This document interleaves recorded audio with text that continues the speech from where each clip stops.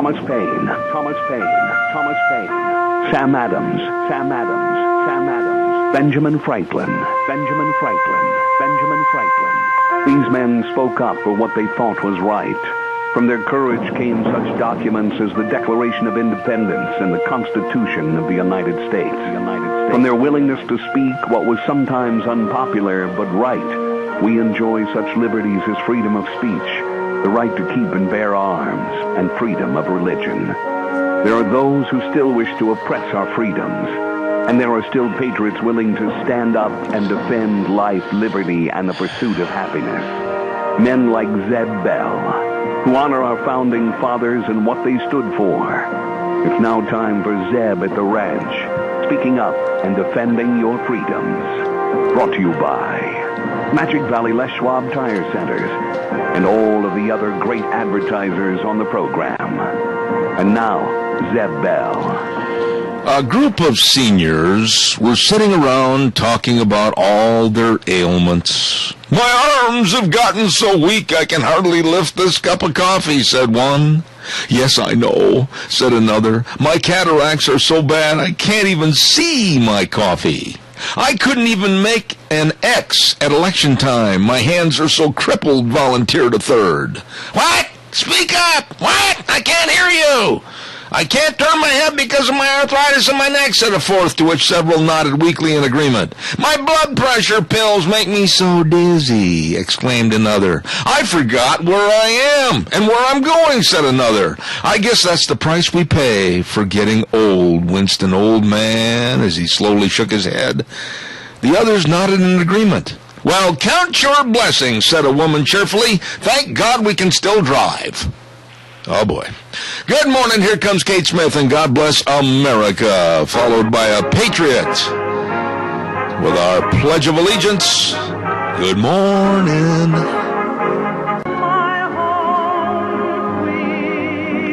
Oh, good morning on a Monday, November 18th, and we're drawing closer and closer to Thanksgiving. I'm Zeb Bell at Zeb at the Ranch with our major sponsor, your Magic Valley Les Schwab Tire Centers, all 7 locations serving you. And, of course, don't forget some of our great advertisers, including Lee's Furniture, Floors, and More at 459 Overland in Burley. And, of course, our friends at Western Way Services, always at your disposal. Get on the route service today. Call 734-6969. They can still drive, Gina. That's kind of scary, Zeb. It's the truth. I know. After a while, we ended up having to take the driver's license away from my grandma. She just couldn't drive anymore. She wanted to, but we're like, That was like my dad. My dad passed away here about a year or so ago, but he absolutely had no business driving for the last 10 years. Yeah. None. Yes. I mean, not even pick up a key. Like, don't touch that. For some reason, and I'll say this real quickly, and I've said it before on the air, he absolutely thought that he was a NASCAR driver reincarnated. Oh, he was Mario Andretti? Either that, A.J. Foyt, Jimmy Johnson, anybody. He absolutely went in a 35, he'd be going 70, just wondering why he was passing everybody. Did he ever get pulled over? Yes, many times. And finally, I did call one time to the Jefferson County Police Department, Sheriff's Department, and asked that they either take away, restrict, or keep an eye on him. And one of the patrol officers said, keep an eye on him. He goes so fast we can't even catch him. Reminds me of somebody else I know. He was terrible. Who is that other person? Are you referring to me? What? Me? No. I don't drive fast. I just drive with a purpose. There you go. There's a difference. You can have a purpose to get where you're going, don't you? This is true. Okay. This is true. And I found out I cannot drive 65 to save my life. Well, I really slowed down, though, because I believe in the speed limits and everything, and I just, honestly, I have slowed down. I will say on occasion when I'm on the interstate that perhaps I enjoy having my hair ruffled in the breeze. That is good to know. Okay. Is Al on the phone? We've got Al on for the pledge and Mr. Michael Rogers on for the weather. Great. Good morning, Alfonso. Good morning, Mr. Bell. How are you? I'm going to be nice for the 4th time. Yeah, this is a change. Well, I got my high boots on, so go ahead and pile it on. Okay. Go ahead. Pledge allegiance to the flag of the United States of America, to the republic for which it stands, one nation, under God, indivisible, with liberty and justice for all. Very well done, my friend, and I hope you and Polly have a wonderful week. Yep, tomorrow's it. What do you mean tomorrow's it? That's when she takes over boss ship again. She takes over the boss ship again? Yep, How come she has to wait till tomorrow? because that's her day to celebrate her birthday. But that's right, it is Polly's birthday tomorrow. I'll be Well, doggone. huh? I'll be doggone. Yeah, and we're going to sing a special song for her tomorrow that I just know she's going to just want more of. Oh, thanks. Go away. See you later. I'm gone. All right, bye, Al. Oh, I got to write that down so we don't want to forget to sing on Polly's birthday. We'll give her something special tomorrow. How's that? You got it. Okay. Let's see. What else? Is Michael Rogers weather ready? Yes, he's Okay, here. good. He's waiting. Morning, Michael. Good morning. Good morning, everybody. Brand spanking new week of you, me, and weather. Let's get right to it. You finishing up one storm and getting ready for another. So today's going to be a nice day. Sunny clouds, high 57, 34 for the overnight low. And a storm system coming in from the Pacific Northwest. You know about those storms. Okay, here's where it gets confusing, but I'm going to go ahead and state it now because we have all of winter to get through there. There is rain in the forecast tomorrow and Wednesday. Now, that's in Murtaugh, Idaho. The elevation is lower than Shoshone, Idaho. So don't be surprised if there's snow in Shoshone, Idaho. It'll come through Tuesday and Wednesday, taper off on Thursday, and so far right now we are looking for a good weekend. Storm report from the state of Illinois. Over 400 storm reports yesterday to include gusty winds and tornadoes. 8 fatalities total. And Joe was curious about your relatives in Wisconsin. I'm curious to see if everybody came out of that okay. Is everybody okay over there? Yeah, as a matter of fact, I talked to my aunt this morning, and she is right at the end of Tornado Alley, where it comes up through Illinois and Wisconsin. And she said severe winds, but no damage or tornadoes touching down near her property. Okay, well, this is basically classified as unusual. It never happens this time of year in that particular section of the country. I got lots and lots of calls, and not to be sarcastic, but I always tell you weather can't read. So it's one of those situations where it happened, and we've had some fatalities out of it, but by the same token, we get these weird weather patterns. So right now, it would not surprise me if we've got some more weird weather patterns, and Idaho is not excluded from the weird weather patterns. That's why you got a guy like me driving a truck telling you the weather every morning on Deb at the Rats. Enjoy the weather. It's the only weather you got. Thank you, Michael. Appreciate it, buddy, and have a great day. Good morning, everybody out there in Radio Land. We've got a lot of things to talk about, but first of all, let's talk about Daryl's Cleaners, 1223 Albion Avenue in Burley. Oh, have they got all the cleaning for you and your clothes and your drapes and everything else? Here we are, just nestled up against all the great holidays like Thanksgiving and then Christmas, and you've got friends coming over, and they're going to sit there at the dining table, and you got a great big stain of turkey dressings on there. You got to go get it cleaned. Hurry! Take it into Daryl's Cleaners, 1223 Albion Avenue in Burley. They can clean anything, and they are absolutely the best. I know that for a fact. 1223 Albion Avenue in Burley, Daryl's Cleaners. Caller, I'll be right with you. Don't go away. Also want to mention our friends at SafeLink Internet. You know, they just are so good, and we enjoy their service. And when I say service, I absolutely mean service, because we've had, on occasion we've had some problems with the wind and everything else going on around here, and they've been right here to get us all lined up and ready to rock and roll. 677-8000, the number to call for Idaho's #1 choice in wireless high-speed Internet. Absolutely the best. Give them a call today, and they'll help you. SafeLink. High-speed wireless Internet, 677-8000. Good morning, caller. You're on the air. Good morning, Zeb. How are you this morning? Fantastic, my friend. How are you? Good. We just want to, once again, thank you for your help on the food drive this last Friday. Well, you're very welcome.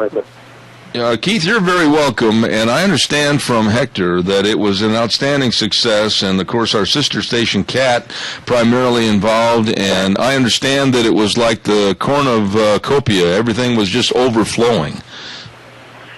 I never seen anything like it. I understand there was over 400 turkeys donated? 500.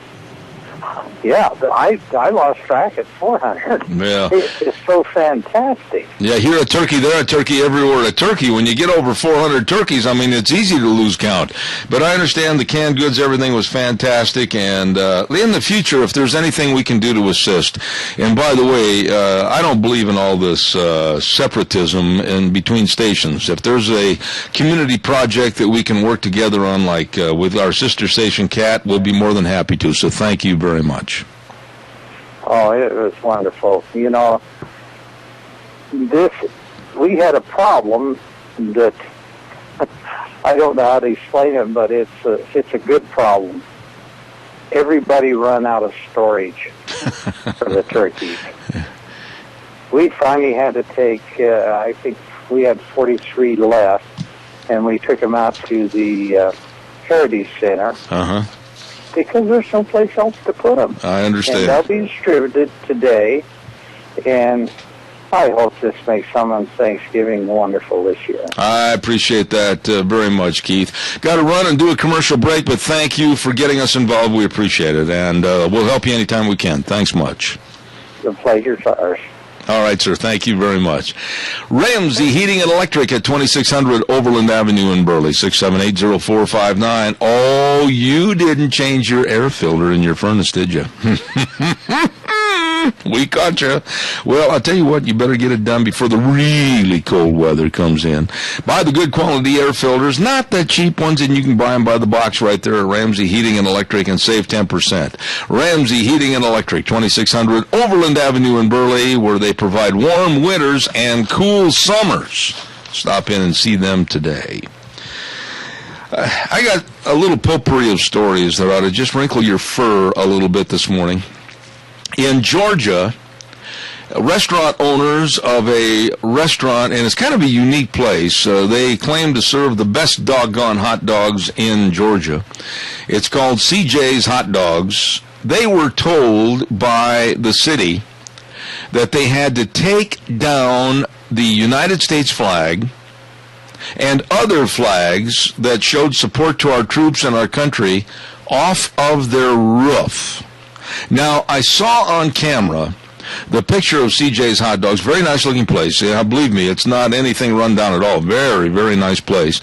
And they did the flags in a very nice, very professional manner around the outer perimeter of the roof. And they received a citation for having these flags around the rooftop, and they got a citation for the flags being on their own private property. Well, here's what I'm going to say, and I'm going to stand behind this. And I know there's going to be the left-wing do-gooders that are going to criticize me for this. These gentlemen that are the owners of CJ's Hot Dogs are defying the citation, leaving the flags up, and telling the city to go take a long walk off a very short pier. They're not going to pay it. They're not going to pay the citation. They're not going to honor the citation, and they're going to leave the flags of the United States of America and flags to honor our troops up on the roof where they should be. That's a great case of defying the so-called law and telling them to take that citation, and I'll leave it up to you to decide where to put it. Calls are welcome, 436-2244, 1-866-927-4587. Another story that bothers me, and I saw the shirt on television, and it's nothing at all derogatory. A boy down south goes to school wearing a "I'm proud to be a redneck" t-shirt. Of all the garbage and all the crass statements that are made on t-shirts nowadays, "I'm proud to be a redneck"? And the principal orders him to take it off because it is a racial slur. I'm not kidding, and I'm not making this up. Well, he's sent home, and he's ridiculed for supposing that this is a slur to rednecks, and he is one. His family is proud of the redneck heritage. They're proud of being hunters and fishermen. They're proud of living out in the rural area. A little bit later on that day, the principal calls and says to the parents, "I'm sorry. I guess it wasn't as serious as I thought it was." But there again, this young man, ridiculed and basically humbled in front of his peers, told to go home and take it off, And then the principal later calls and says, oops. I got another story about an Army vet that you're not going to believe here in just a minute, just to show you how stupid this country is getting, honestly. Hey, don't forget what's going on over at Valley White Home and Ranch. They've got everything for you. I know that a lot of people are trying to say, well, I need to get my shopping done early. Well, believe me, for the farm, the home, and the ranch, and the family, they've got everything you need. Plus, they've got everything you're looking for as far as your livestock. All your feed. They've got all the pine shavings for your horse trailers and your stalls. They got all the wood pellets for your pellet stoves. They got all the smart lick tubs and cattle lick blocks. They've got a great big selection of dog and kitty cat food. Keep them nice and fed up during the wintertime. All of this and great service with Steve and the rest of the crew over at Valley White Home and Ranch, 910 South Oneida in Rupert. You stop in and see them today. Really good people at Valley White Home and Ranch. Oh, and by the way, real quick, too, I want to remind you about Middlecoff Ford Lincoln Body Shop. At Middlecoff Ford Lincoln Body Shop at 1243 Blue Lakes Boulevard North in Twin Falls. Number to call, 736-2490. That is an easy number. For some reason, it's really easy to remember that, 736-2490. Just kind of rolls right off your tongue. If you've had an accident or a fender bender, or you need your pickup or your vehicle fixed in any way, shape, or form, their motto is they strive to make your vehicle repairs totally undetectable, and they are good. That's a self-testimonial from me. I had some problems this last summer with a little fire in my pickup, and I'm telling you what, perfecto. They're good. Middlecoff Ford Lincoln Body Shop, 736-2490, 1243 Blue Lakes Boulevard North in Twin Falls. You be sure and give them a call. Excuse me. A veteran, Army veteran, that fought for us over in the Middle East is told that he can no longer include God Bless America on his emails that he sends out from his hospital job. He works for a hospital, and when he has correspondence with people, he always puts at the bottom of his where his signature is, God Bless America. Well, he's told, don't do that anymore. No. Take it off your emails or else. Well, this guy's name is kind of a unique name, and it's his real first name, Boots. Boots Hawks. I like that. Former Army Sergeant Boots Hawks is outraged, and he hired a lawyer, and he told the hospital that, I don't think I want to take off God Bless America, and I don't think you can fire me for that. And he's got this attorney, and the hospital in turn said, take it off your emails. It might offend someone. Now, folks, I think it's about time to start offending people. I get this all the time when I say to callers that come on the program, God bless, have a good day. People are offended by that. And that makes me want to say it and be more active with that slogan more and more. I'm not going to diminish it. Nor should this man. If that's his belief, God bless America, when he puts this on his email, so that's the way it should be. What are your thoughts? Give me a call, 436-2244, 1-866-927-4587. Good morning, caller. You're on the air. Good morning, Zeb. The key deal is there, it might offend someone. Yeah. Yeah. And like, that just throws me when people do stuff like that to say, well, it might offend somebody. Well, if it hasn't offended anybody, what the hell are you worried about? Well, you know, and this is the point that really gets to me, is that we're so concerned over one or two people that might be offended. I'm serious about this when I say one or two people, because you know from many, many past stories on this program, it's been one person or maybe two people that have complained, and the whole world gets turned upside down for their opinion. And I'm going to say this, and I want to have your reaction. I don't care if one or two people are offended if I say God bless America. I don't care, because I don't care if they're offended. I'm going to keep on saying it. Well, this is true. I mean, if you offend them and then they say something that offends you, then they don't stop what they're doing because it offends you. Yeah, I guess They say, that's my right. I guess what it boils down to, if you think that I am going to change my modus operandi for one or two people that are liberal secularists that want to see the whole world just go right down their narrow, dark alley or elsewhere, I am not going to do it. Nope. I'll stand right there with you, Zeb. I'll stand right there. And you know, this is where churches, I'm glad you called on this.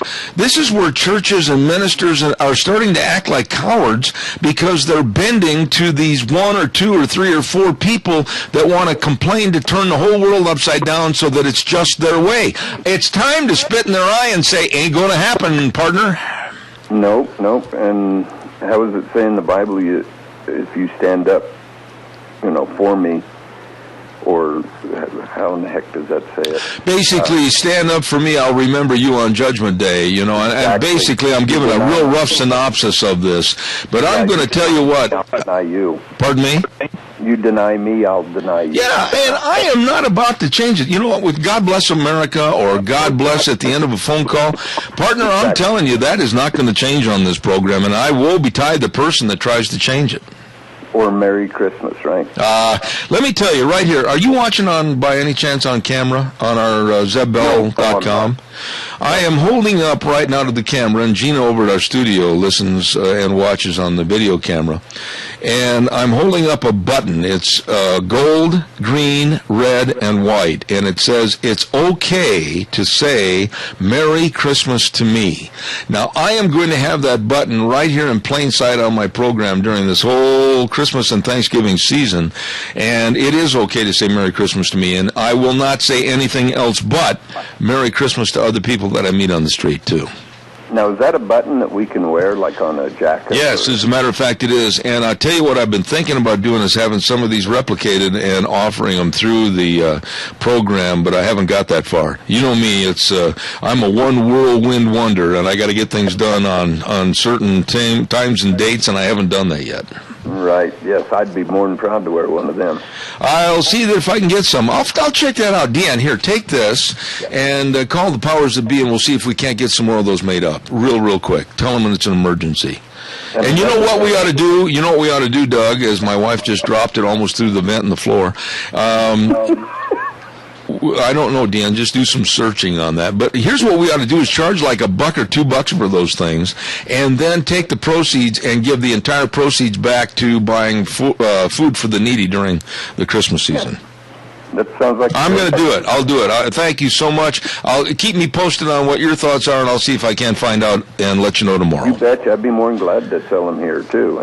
All right, buddy. Hey, thanks for your call. Hey, one thing. Yeah. Let's everybody pray for those back east that the tornadoes went through there Saturday. And and I want to say this real quickly. I'm not criticizing or trying to overdo the knowledge that my dear weatherman has, but it's not the first time that's ever happened. I can remember vividly when I was growing up in what's called Tornado Alley. It happened on a couple of occasions when I was a young boy back there. So it's not an unusual circumstance at this particular time of the year.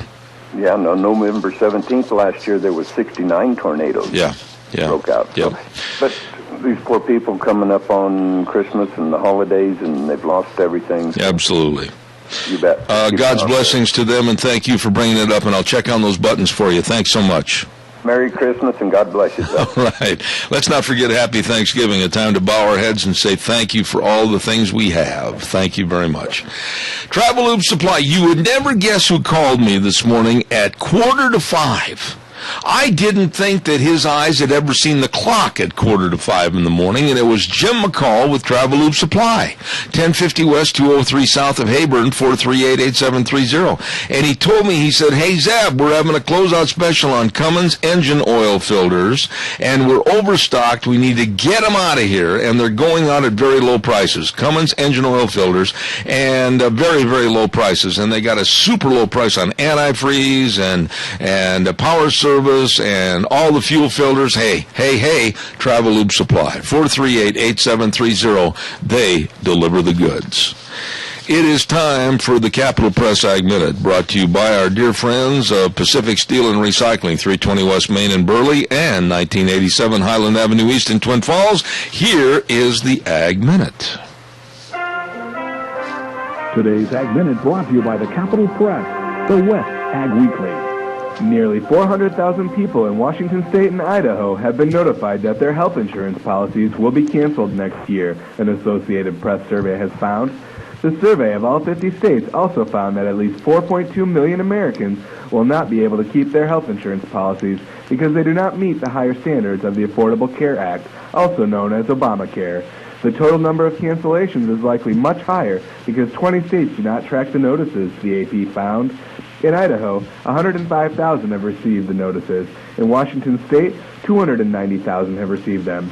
Many farmers and ranchers have individual policies, such as those included in the survey. For the Capital Press Ag Minute, this is Brandon Tenner.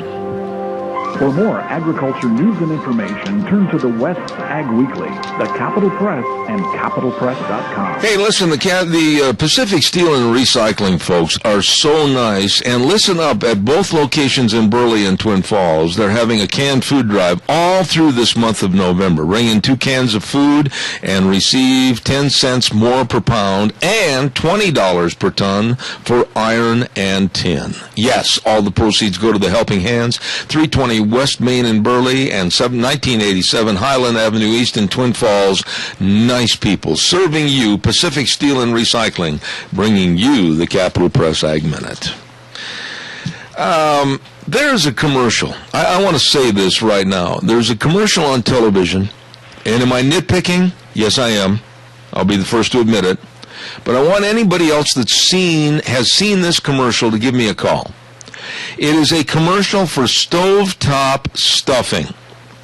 And it hit me wrong, rubbed me wrong, and made me a little bit more than upset when I saw the commercial. And I'll give you a general attitude of what the commercial really is and what it portrays on TV. And I know you're going to say, well, you're just pointing out that you're a Christian. Well, that's fine, I am.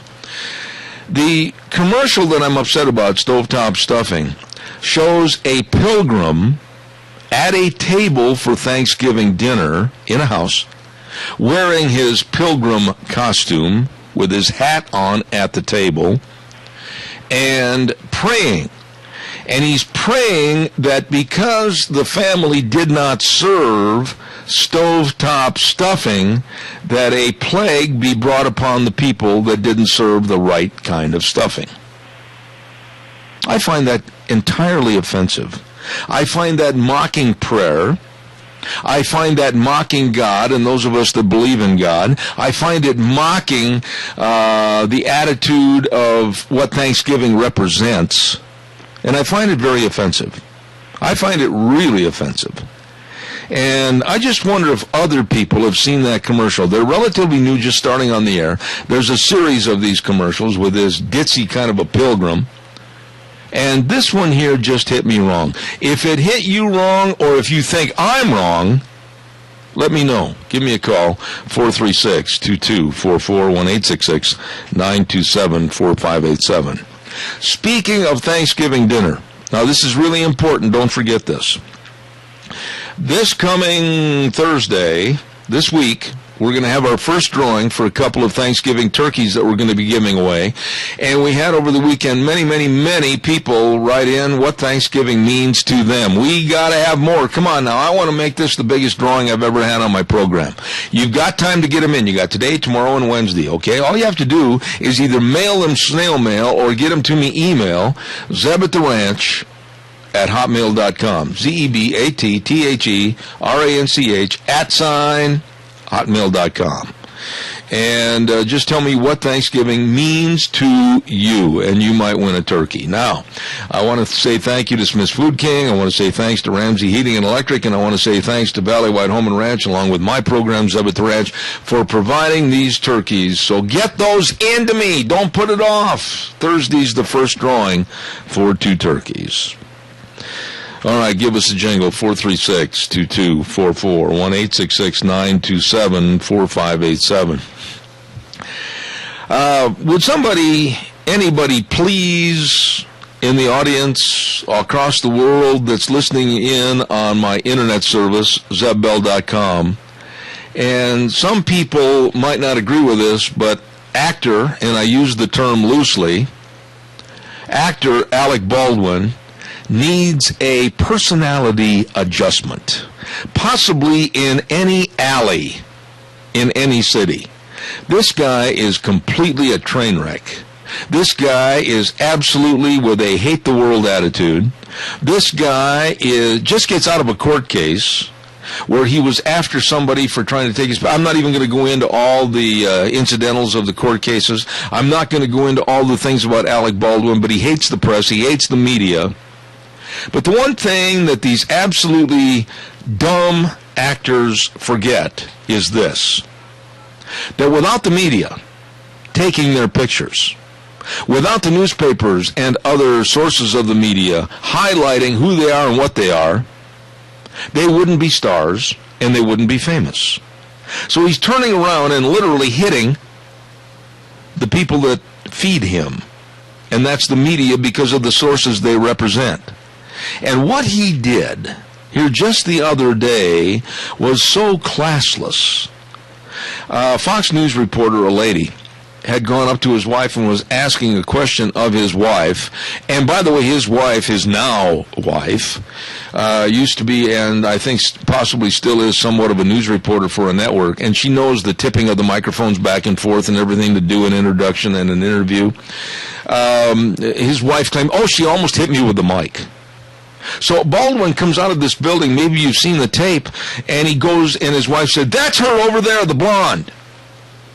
So he goes over and confronts this woman, this reporter, and she's very nice and tried to be very professional and everything. And then he goes into his filthy verbal diatribe and then jumps in the car and leaves. The guy is absolutely a train wreck. And I think it's past time, that somebody, gave him a little bit of a personality adjustment that he may remember for a little bit of while. Not a guy that you'd want as a next-door neighbor. Calls are welcome. Please give us a jingle, 436-2244, 1-866-927-4587. I'm giggling because I got to tell you a little story about the governor of Nevada, Brian Sandoval. Harry Reid's home state. We'll get into that in just a moment. Don't forget, Ramsey Heating and Electric is offering rebates on qualified Lennox home comfort systems, whether it's a gas furnace, air conditioner, heat pump. You and your family will enjoy the comfort. Don't forget that number is 678-0459. And all you have to do is call them, and Ramsey Heating and Electric can help save you money. Ramsey Heating and Electric, where they provide warm winters and cool summers. All right, now it's your turn. In the audience, give us a jingle, 436-2244, 1-866-927-4587. There was quite an article in the paper the other day about Nevada Governor Brian Sandoval, and he calls Obamacare unworkable and full of confusion. And it's interesting that Harry Reid, the Senate Majority Leader, not saying anything or doing anything with this governor, Brian Sandoval. I'd love to see those two guys on the stage together. That would really be interesting. Oh, hoodwink Harry Reid. Yes, sirree, Bob. And the mess that Obamacare is providing. By the way, there's another twist to this morning in Obamacare. United Healthcare Group is now terminating. This is really serious, especially for senior citizens. United Healthcare Group is now terminating doctors from seeing their patients. In other words, they're not covering the doctors on their lists of United Healthcare to go ahead and be paid for seeing their patients. And this amounts to thousands of doctors. As a matter of fact, I understand, and I hope these figures are correct that were supplied to me, over 350,000 doctors are underneath the umbrella of United Healthcare Group, and this will affect the Medical Advantage program to seniors all across the United States, and this is devastating. This is devastating for seniors and people that say, I want to keep my doctor. Well, you may not keep your doctor because United Healthcare Group is basically severing the ties of any coverage. Thanks to Obamacare. Thanks to this hideous, stupid, insane, absolutely diabolic plan called Obamacare. And I got a letter. I got to share this with the rest of the world. Gina, I got another letter from my friend last night. It came in at 11:40 p.m. Would you like to hear who my friend is that sent me the letter? Please do. It happened to come from our dear friend, Barack. Yes, he sent me a personal letter, Gina. Oh, he did? Yes, he did. Get all these personal letters, and I don't. Well, I don't know, but Gina, do you have the camera on for ZebBell.com? I do. Look over my right shoulder and tell me what you see. Over your right shoulder, I see an American flag. And next to the flag? I see your Halloween mask there. Well, it's our friend. It is our friend. It's our friend Barack. He looks rather sinister in that one. Well, his teeth are very large. Yes, very yes, large. And his smile is extremely big and phony. Yes. Yes. But I will share with you what my friend Barack sent me in the letter. Are you ready for this? I hit me with it. Headline that says, "Friend, I want to cut through the noise and talk with you directly about where we're headed in the fight for change." And then he goes on to say, "I have just over 3 years left as president, and there's a lot left on my to-do list. That's why I want to talk with you. You're the ones putting in the time and the effort to achieve real progress and fighting to make the agenda Americans voted for last fall a reality. Thanks. I can't wait to catch up." And then he talks about having a phone call that everybody can plug into and everything. My friend, I feel so honored to have a letter from my friend, Barack. He's not my friend. He's made things so much more difficult for me and for everybody else. He's not really anybody's friend. Does he actually have any true friends? I don't know. He's very insulated in the presidency and in the White House and with his wife, Michelle. And, you bring up a very good point. A very good point. You do not hear news stories, whether they're from ABC or whether they're from Fox News. You do not hear anything about their friends, quote unquote. Now, when George W. was in office or Bill Clinton was in office, I'll even be fair and go both sides of the aisle, Democrat and Republican, you always heard news stories on occasion, many times during the week, about a friend of Bill Clinton said this, or a friend of George Bush said this, or a friend of Ronald Reagan said this and was quoted. You never hear anything about Obama's friends. You never hear about Obama's friends, but I tell you that the friends he does have are deep in his pockets, a.k.a. our pockets, and we're paying them to do services that we don't like. Well, there's a lot of things going on. And there's a lot of things to be concerned about. And one of the things that I'm concerned about, and maybe you've heard this, and I'll say this briefly before we do Michael Rogers' weather. Okay. Have you heard of Representative Louis Gohmert from Texas? No. Well, he was on a program called the Janet Mefford Show, and Louis Gohmert is fairly well known across the United States for his outspoken attitude against Obamacare. And he made the statement and he warned people that a provision within Obamacare could create an armed security secret force. Have you heard this? I've heard of that, and I haven't found it in the bill yet.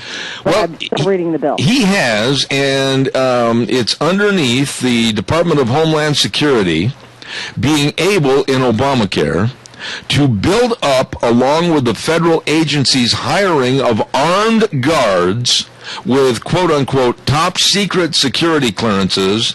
Representative Gohmert characterized the issue as very disturbing, especially because the Department of Homeland Security has a commitment to purchase over 1.6 billion, with a B, rounds of ammunition. This was very concerning to him because many of the bullets are hollow point rounds, which are not traditionally used for target practice. No, they're not. No, those are not used for target practice. And I'm hoping that all of our congressional leaders are waking up and will put a stop to this Affordable Health Care Act. Well, and then here's the other thing that Louis Gohmert from Texas said. I've asked Homeland Security what's the reason for this, and they won't say anything. Now, factcheck.org states that Obamacare creates the ready reserve of individuals. Listen to this very closely. Okay. creates the ready reserve of individuals who can be called up for service by the U.S. Surgeon General in times of need. U.S. Surgeon General? Yeah, what but does he have anything to do with because of Obamacare. Okay. But now, while that does not translate into giving Obama a secret security force, it does stoke concern, given that Obama himself called for the creation of a civilian national security force that's just as powerful, just as strong, and just as well funded as the U.S. military, and that is scary. And so they're going to use these forces here at home against its own people. Do you think? We need to get out of this. We need to get out of it right now. Obamacare is absolutely insidious. We've got Al on the phone. And I've got to do a weather first. Al, stay by me. Please, I won't go away without talking to you, I promise, but I got to get Michael Rogers on, and he's, of course, giving us the weather this hour, sponsored by Quali's Electronics, 1730 Kimberly Road in Twin Falls. Big anniversary sale. They've got lots and lots and lots of televisions in stock. Oh, boy. They've got all the Sony and Samsung, increased factory, instant rebates, too. Check it out today with my friends at Quali's Electronics in Twin Falls. Here's Michael with the weather. Hi, everybody. Michael Rogers from MichaelRogersWeather.com. Start of a brand spanking new week of you, me, fall weather. We're looking for not a bad day. Cool. That'll be the theme for this week, but we're looking for a high today, about 57 over that low, right around just below freezing. It's going to be cold at night. Now, for Tuesday and Wednesday, we have rain in the forecast, and let's get this squared away right now because we're going to be going through a lot of this. If you see rain in the forecast for south central Idaho, 7 times out of 10, higher elevation, that means you're going to be snow. How do I break that down into plain English? It could be raining in Murtaugh, snowing at Shoshone. Just thought I'd pass that on to you. I'll update you more about it tomorrow. But enjoy the weather, enjoy the day. It's the only weather you got. Thank you, Michael. Brought to you by Quali's Electronics. Oh, yeah, check out a brand new big screen TV for you, 1730 Kimberly Road in Twin Falls. Al, good morning. Morning again. I want to put something in your mind to think about.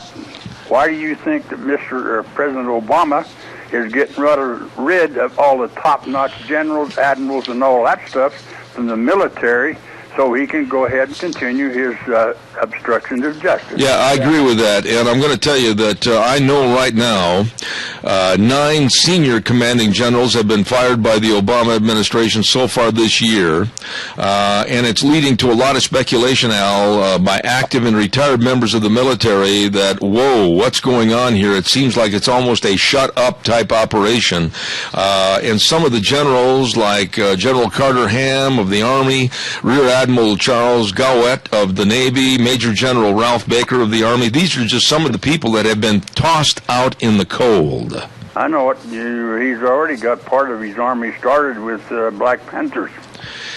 Al, let me just ask you this. I mean, we've got people like, let me just take a look down here. Major General Ralph Baker served as commander of the Joint Task Force at Camp Lamar in Africa, and according to several military officials who spoke to various sources, said he was involved in some aspect with the Benghazi incident. Oh my, Benghazi incident.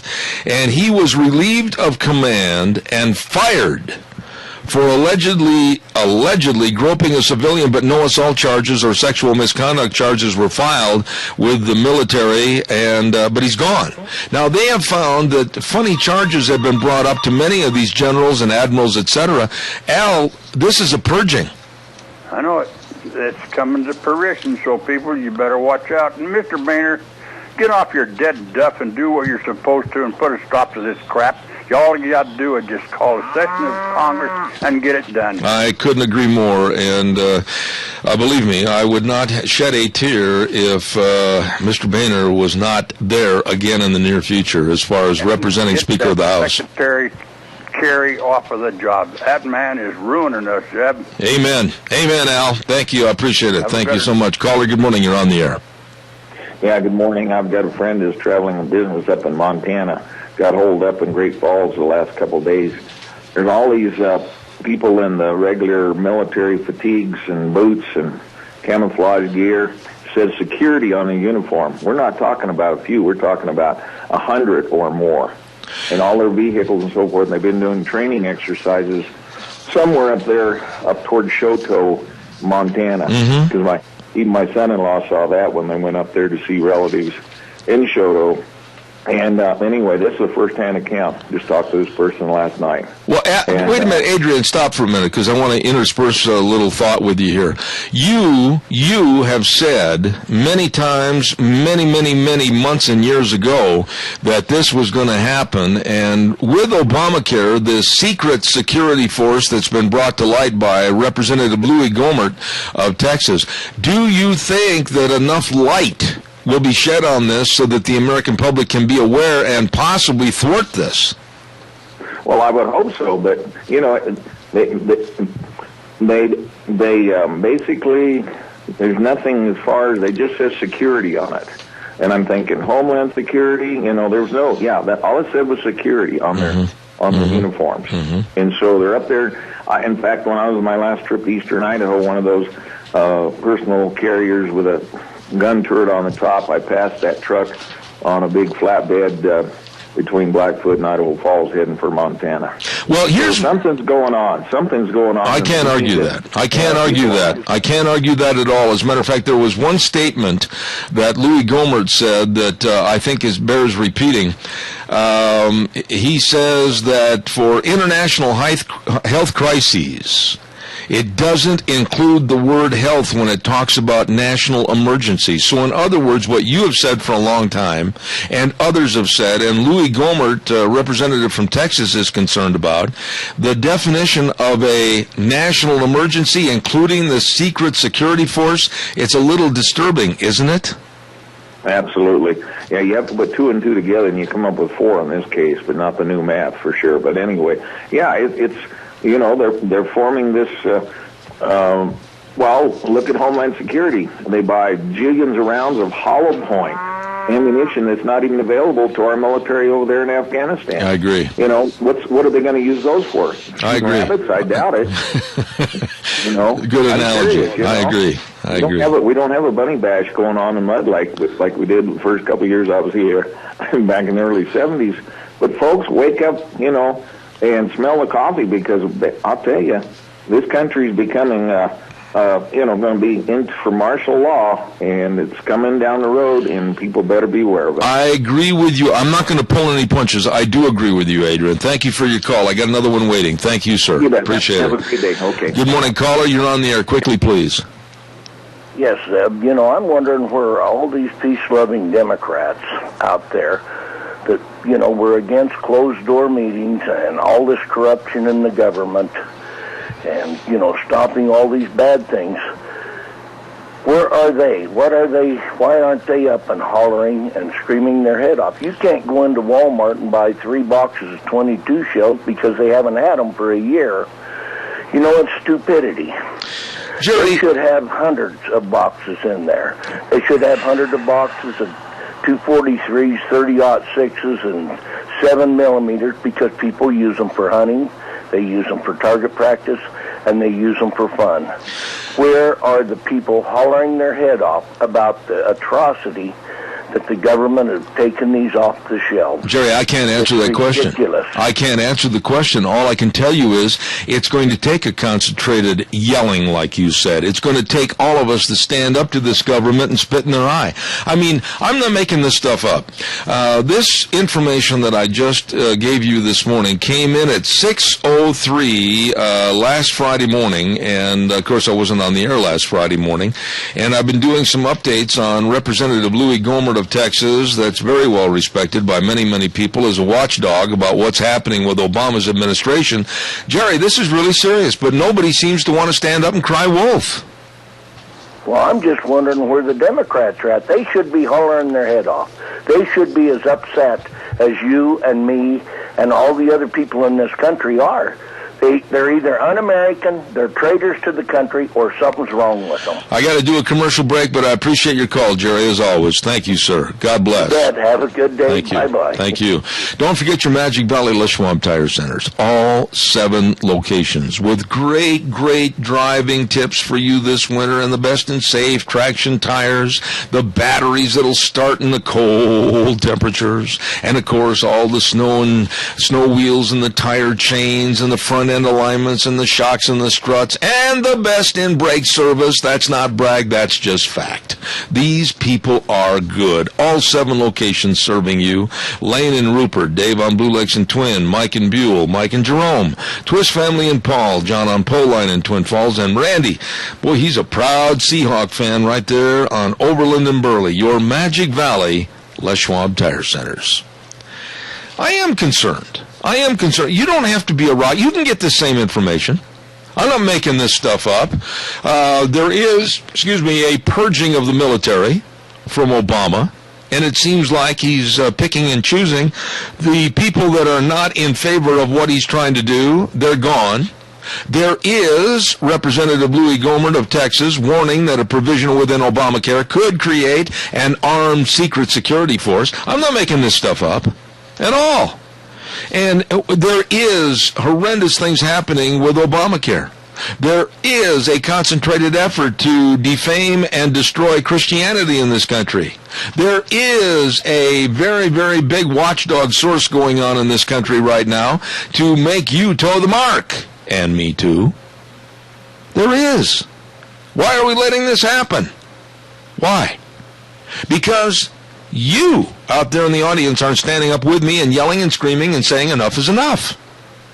I'll go back to the first story I covered this morning. I'm going to say it real quickly. CJ's Hot Dogs in Atlanta, Georgia area, being told that they can't fly the United States flag and other flags really showing patriotism towards the military because somebody gave them a citation. They said it offended them. I would stand up and say, take your citation and you fill in the blank.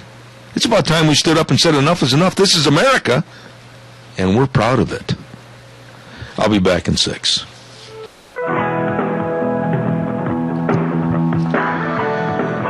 Welcome back. Hour number 2, Zeb at the Ranch. I'm Zeb Bell with our major sponsor, your Magic Valley Les Schwab Tire Centers, all 7 locations, along with some of our great advertisers, Lee's Furniture, Floors, and More at 459 Overland and Burley, and, of course, our friends at Western Waste Services. From the canyons of the Snake River and all across southern Idaho, we're always sure to struggle. Western Waste Services, we care about our community, our resources, and this great land. Western Waste Services is lending a hand, always at your disposal.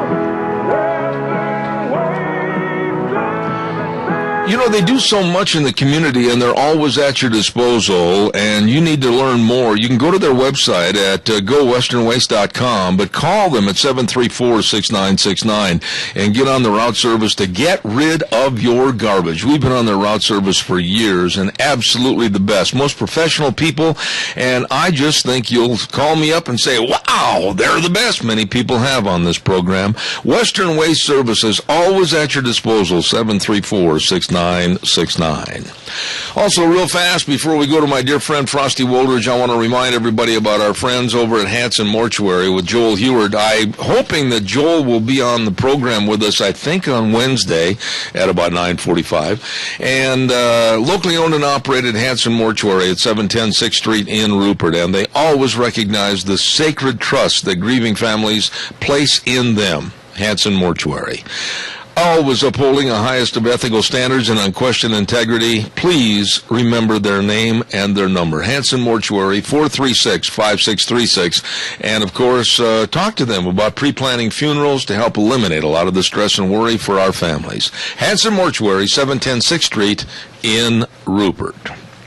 It's Monday, and he is grinning like a Cheshire cat because his Denver Broncos beat last night the previously unbeaten Kansas City Chiefs.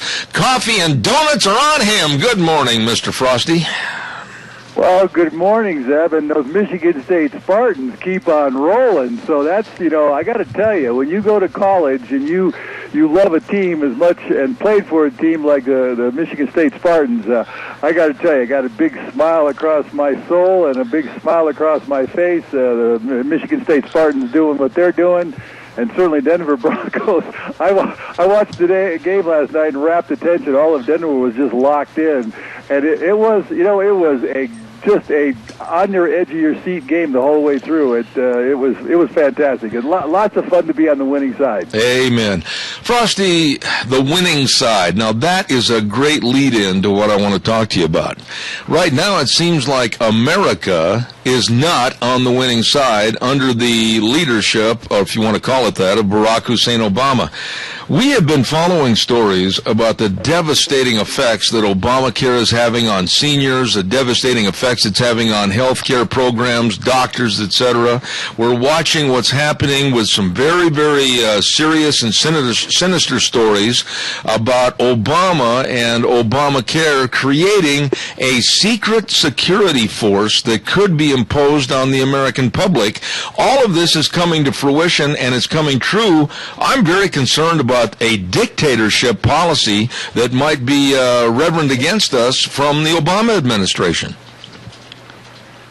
Well, Zeb, we are certainly in a very serious stage with a president that is going to go for hope and change, and all we have seen is food stamp rolls have gone from 36 million to 48.1 million in just the 5 years he's been in office. Yeah.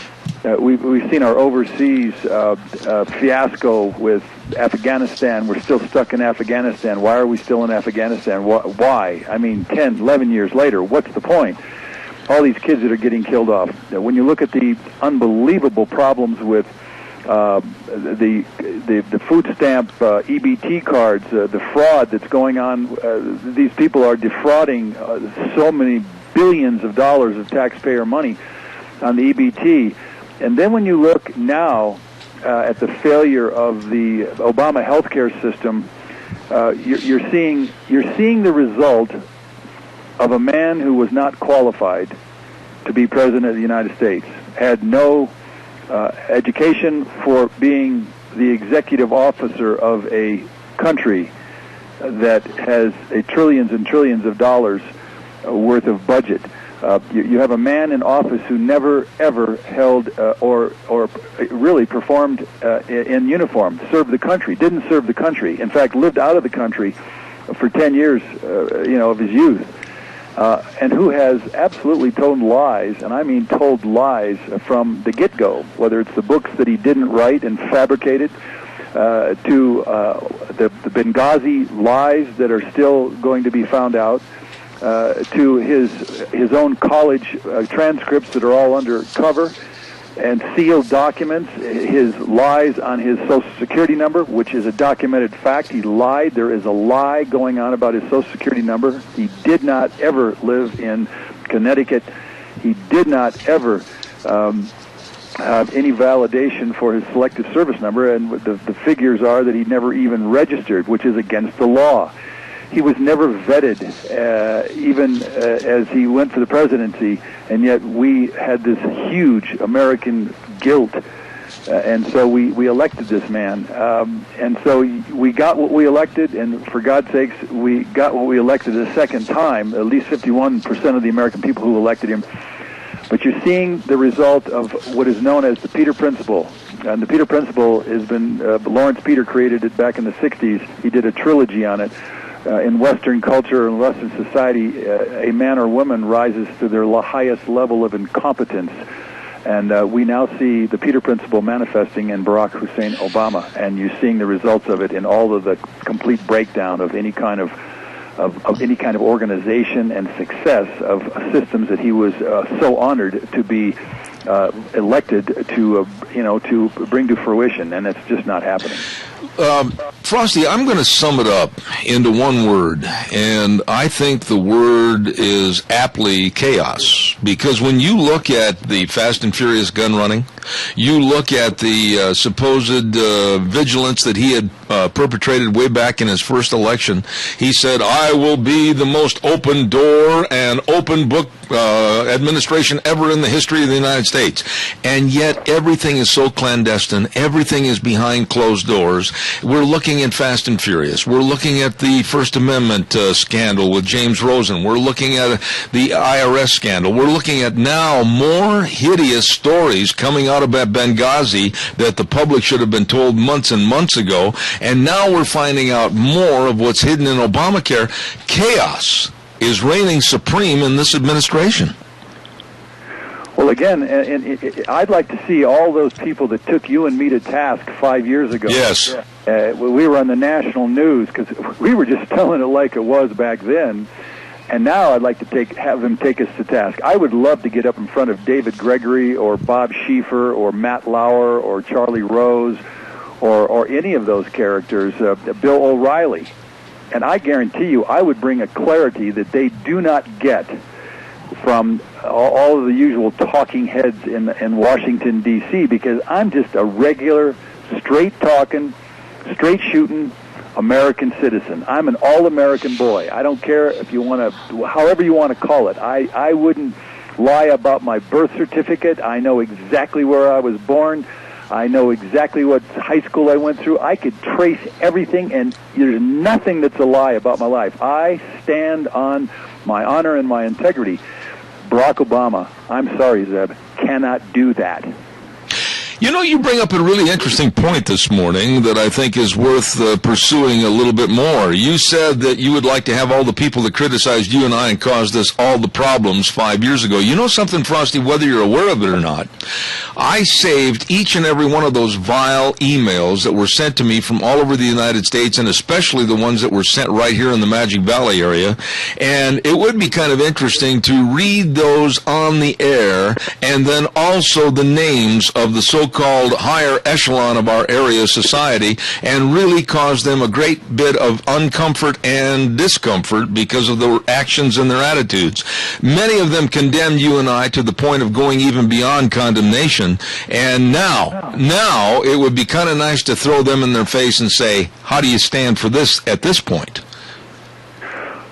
Well, I'm with you on that one because, again, I stand on my record as an American citizen. I paid my taxes. I worked hard for everything I've gotten in my life. I live a very modest life. I'm a very frugal person. If the American Congress, and certainly this president, were truthful, honest, and had integrity, they would live their own lives just like I've lived my lives. I have nothing to be embarrassed about in my whole life. Not a single thing. I've never missed a payment. I worked cleaning toilets back in college. I was a paper boy. I was a U.S. Army officer. I absolutely became a teacher. I've done everything I've done. No one gave it to me. I didn't take food stamps. I didn't take welfare. I did not sit here and degrade myself. I have not degraded anybody else. I'm a straight shooter, and I can stand on my. If you took a historian came after me to write about, well, what about this Frosty Wooldridge guy? I guarantee you, they would say this is a man who lived a life of honor. Yeah. This is a man who is proud of his accomplishments, just like any regular American citizen. Most American citizens, most all of us, especially the ones of us that are all American citizens, we are proud of our country. We're proud of our work.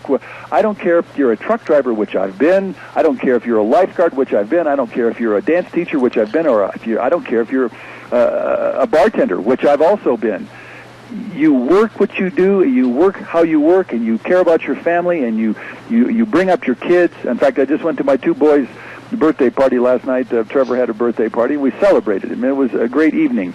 That's what America's all about. What's going on in Washington, D.C. right now, and certainly with Barack Hussein Obama, is not what America's all about. And that's why we are in chaos, because they don't have the integrity to serve the people. They don't have the integrity to serve the interests of the American way of life, and they're breaking it down. And I'm sorry, that doesn't work for me. And at some point, we Americans, we're going to either do something about it at the polling place, or we probably, as Thomas Jefferson said, once in a while you need to shed some blood to bring the tyranny of government back to balance. And I don't know how that's going to happen in this country, but by gosh, I'm going to stand for America and the U.S. Constitution, not for these scallywags in office, and certainly not for this president. There you go. And, I want to relate to, I don't know if you heard about this or not, but in Georgia, there are a couple of restaurant owners that own a rather unique hot dog company. It's called CJ's Hot Dogs, and it's really, I've eaten at one of their restaurants when I was in Atlanta for the Olympics. And the owners of CJ's Hot Dogs have been told, and listen to this closely, that they are to take down the United States flag and other flags that support our troops, like the Marine flag, the Army flag, the Navy flag, etc., because they mounted those flags around the perimeter of their restaurant's roof in honor of our military and our soldiers and our country, but they received a citation from the city because one person said they were offensive, and these people are defying the citation, which I think is a good thing. This is a law that needs to be defied. They've hired an attorney, and they said, we're not taking the flags down. You're going to have to try to climb up a ladder and get them down because they're staying on our property. What has happened to the pride in our country, Frosty? Well, again, ladies and gentlemen, if you'll go to Freedom's Phoenix or News with Views or beforeitsnews.com, and certainly I hope you go to capsweb.org and certainly numbersusa.org in order to be able to stem the tide of what's happening to our country. Those two websites are so important, capsweb.org and numbersusa.org. We are losing the cohesiveness. And what I wrote in, and it's the part 7 is in newswithviewstoday.com, and it'll be on Freedom's Phoenix. I write about what America will look like in 2050 with an added 100 million immigrants. In other words, adding the equivalent of 20 of our top most populated cities. That means from New York City to Chicago to Atlanta, all the way to Miami, to Houston, Dallas, to Denver, to Phoenix, to Los Angeles, to Seattle, and also San Francisco. Ladies and gentlemen, we're going to add all those cities, 20 of them, the top most populated cities. We're going to add another 20 cities like that because of immigration, both legal and illegal. And then although 744, the Senate Bill 744, has now been pretty much buried in the House, they're still coming in at 1 million per year. And if this continues, these different tribes that are coming into this country with the different languages and the different cultures, they will fragment and fracture our country linguistically, culturally, sociologically to such a point that if you think it's bad now, in the year of 2013, think of another 100 million more people. And again, Zeb, I've tried to get on 60 Minutes. I've tried to get on David Gregory, Meet the Press, Face the Nation with Bob Schieffer. I've tried to get on Charlie Rose. And no one at the highest levels wants to deal with this, and in fact, they suppress it. But this thing's coming, ladies and gentlemen, and we must stop it as the rank-and-file American citizens, not hyphenated American citizens, but regular American citizens, because if we don't, this is not going to be a pretty picture, not only for the immigrants, but also just regular Americans and our children in the future. That's why it's so important. So I give everyone... as I say on all these columns that I'm writing about what America will look like in 2050, that's just 37 years from now, I give you 20 different email sites, George Norrie, O'Reilly, Matt Lauer, ABC News, you name it. You've got to write in, and you've got to express yourself that you want this issue to the front burner, because if you don't do something, you don't say something, you don't speak up, it will remain buried, and all of a sudden, 37 years from now, we'll be sitting here in this country with 100 million immigrants from 150 countries around the world. The poverty, the illiteracy, the entrenched poverty of the cultures that we're importing into this country, we won't be able to change it. It is intractable. You can already see it. We just went from 47 million on food stamps to 48.1 million in the last month. What do you think it'll be with another 100 million immigrants? There's no way, Zeb, that we can carry this. And so I really beseech and implore all of you who are listening across America and Canada, take action with the two websites I've given you, also FAIR, FAIRUS.org, which is a Federation for American Immigration Reform. Otherwise, we're not going to have a country left, Zeb. That's just all there is to it. It's going to be just total chaos on every level. Well, and, here's the other thing about it is that when you and I sit here on the radio, and I get these callers and I get these emails every week, how you and Frosty Woolridge are just nothing more than racists and hate mongers. Why can't people realize, do a little research on their own, if they've got any kind of ability to open a book or read a newspaper or really understand what's going on, why can't they understand for themselves that we're going to hell in a handbasket, giving to everybody else instead of working internally for the betterment of our citizens? Well, again, that's the stupidity. Like, they just gave $1.2 billion or so to Egypt in military aid in the United States. Right. We give billions and billions to all these countries around the world. We rebuilt Iraq, and what is Iraq doing right now with all the money we spent? We were spending $12 billion a month to the detriment of our own citizens. We got 1 in 6 Americans that are hungry. We got unemployment running up to 14 million, and another 7 million that are underemployed. And what has Barack Obama done about that? And what has the Congress done about that? And they have absolutely done nothing about that. And yet they give all these billions of dollars to rebuild Iraq. And what is Iraq doing right now to itself? It's blowing itself up. These bombers are blowing up. You can't walk down a street in Iraq or Baghdad right now without getting blown up any day, any moment, any time. Same thing in Afghanistan. Even their own soldiers are shooting our soldiers. As we saw that one British troops, 2 of them, they took a picture with this little Afghanistan guy. Everybody's smiling. 15 seconds later, he turned his machine gun on these guys and blew them to death. Why would any president and why would any Congress sit here and allow that to go on for all these years? It is absolutely stupidity at the highest level. I cannot argue with a bit of that. Frosty, but what's it going to take? I mean, here we're looking at the devastation of Obamacare every single day. This cancer known as Obamacare gets worse, with doctors that are being terminated from seeing their patients because they don't fall underneath certain guidelines now with, like, United Healthcare groups. We're seeing patients without insurance because, of course, the Obama administration said it doesn't fit the mold of what they deem as good insurance policies. We're being so dictated to, it's amazing to me why the American public isn't standing up and saying enough. Well, at some point they will say enough.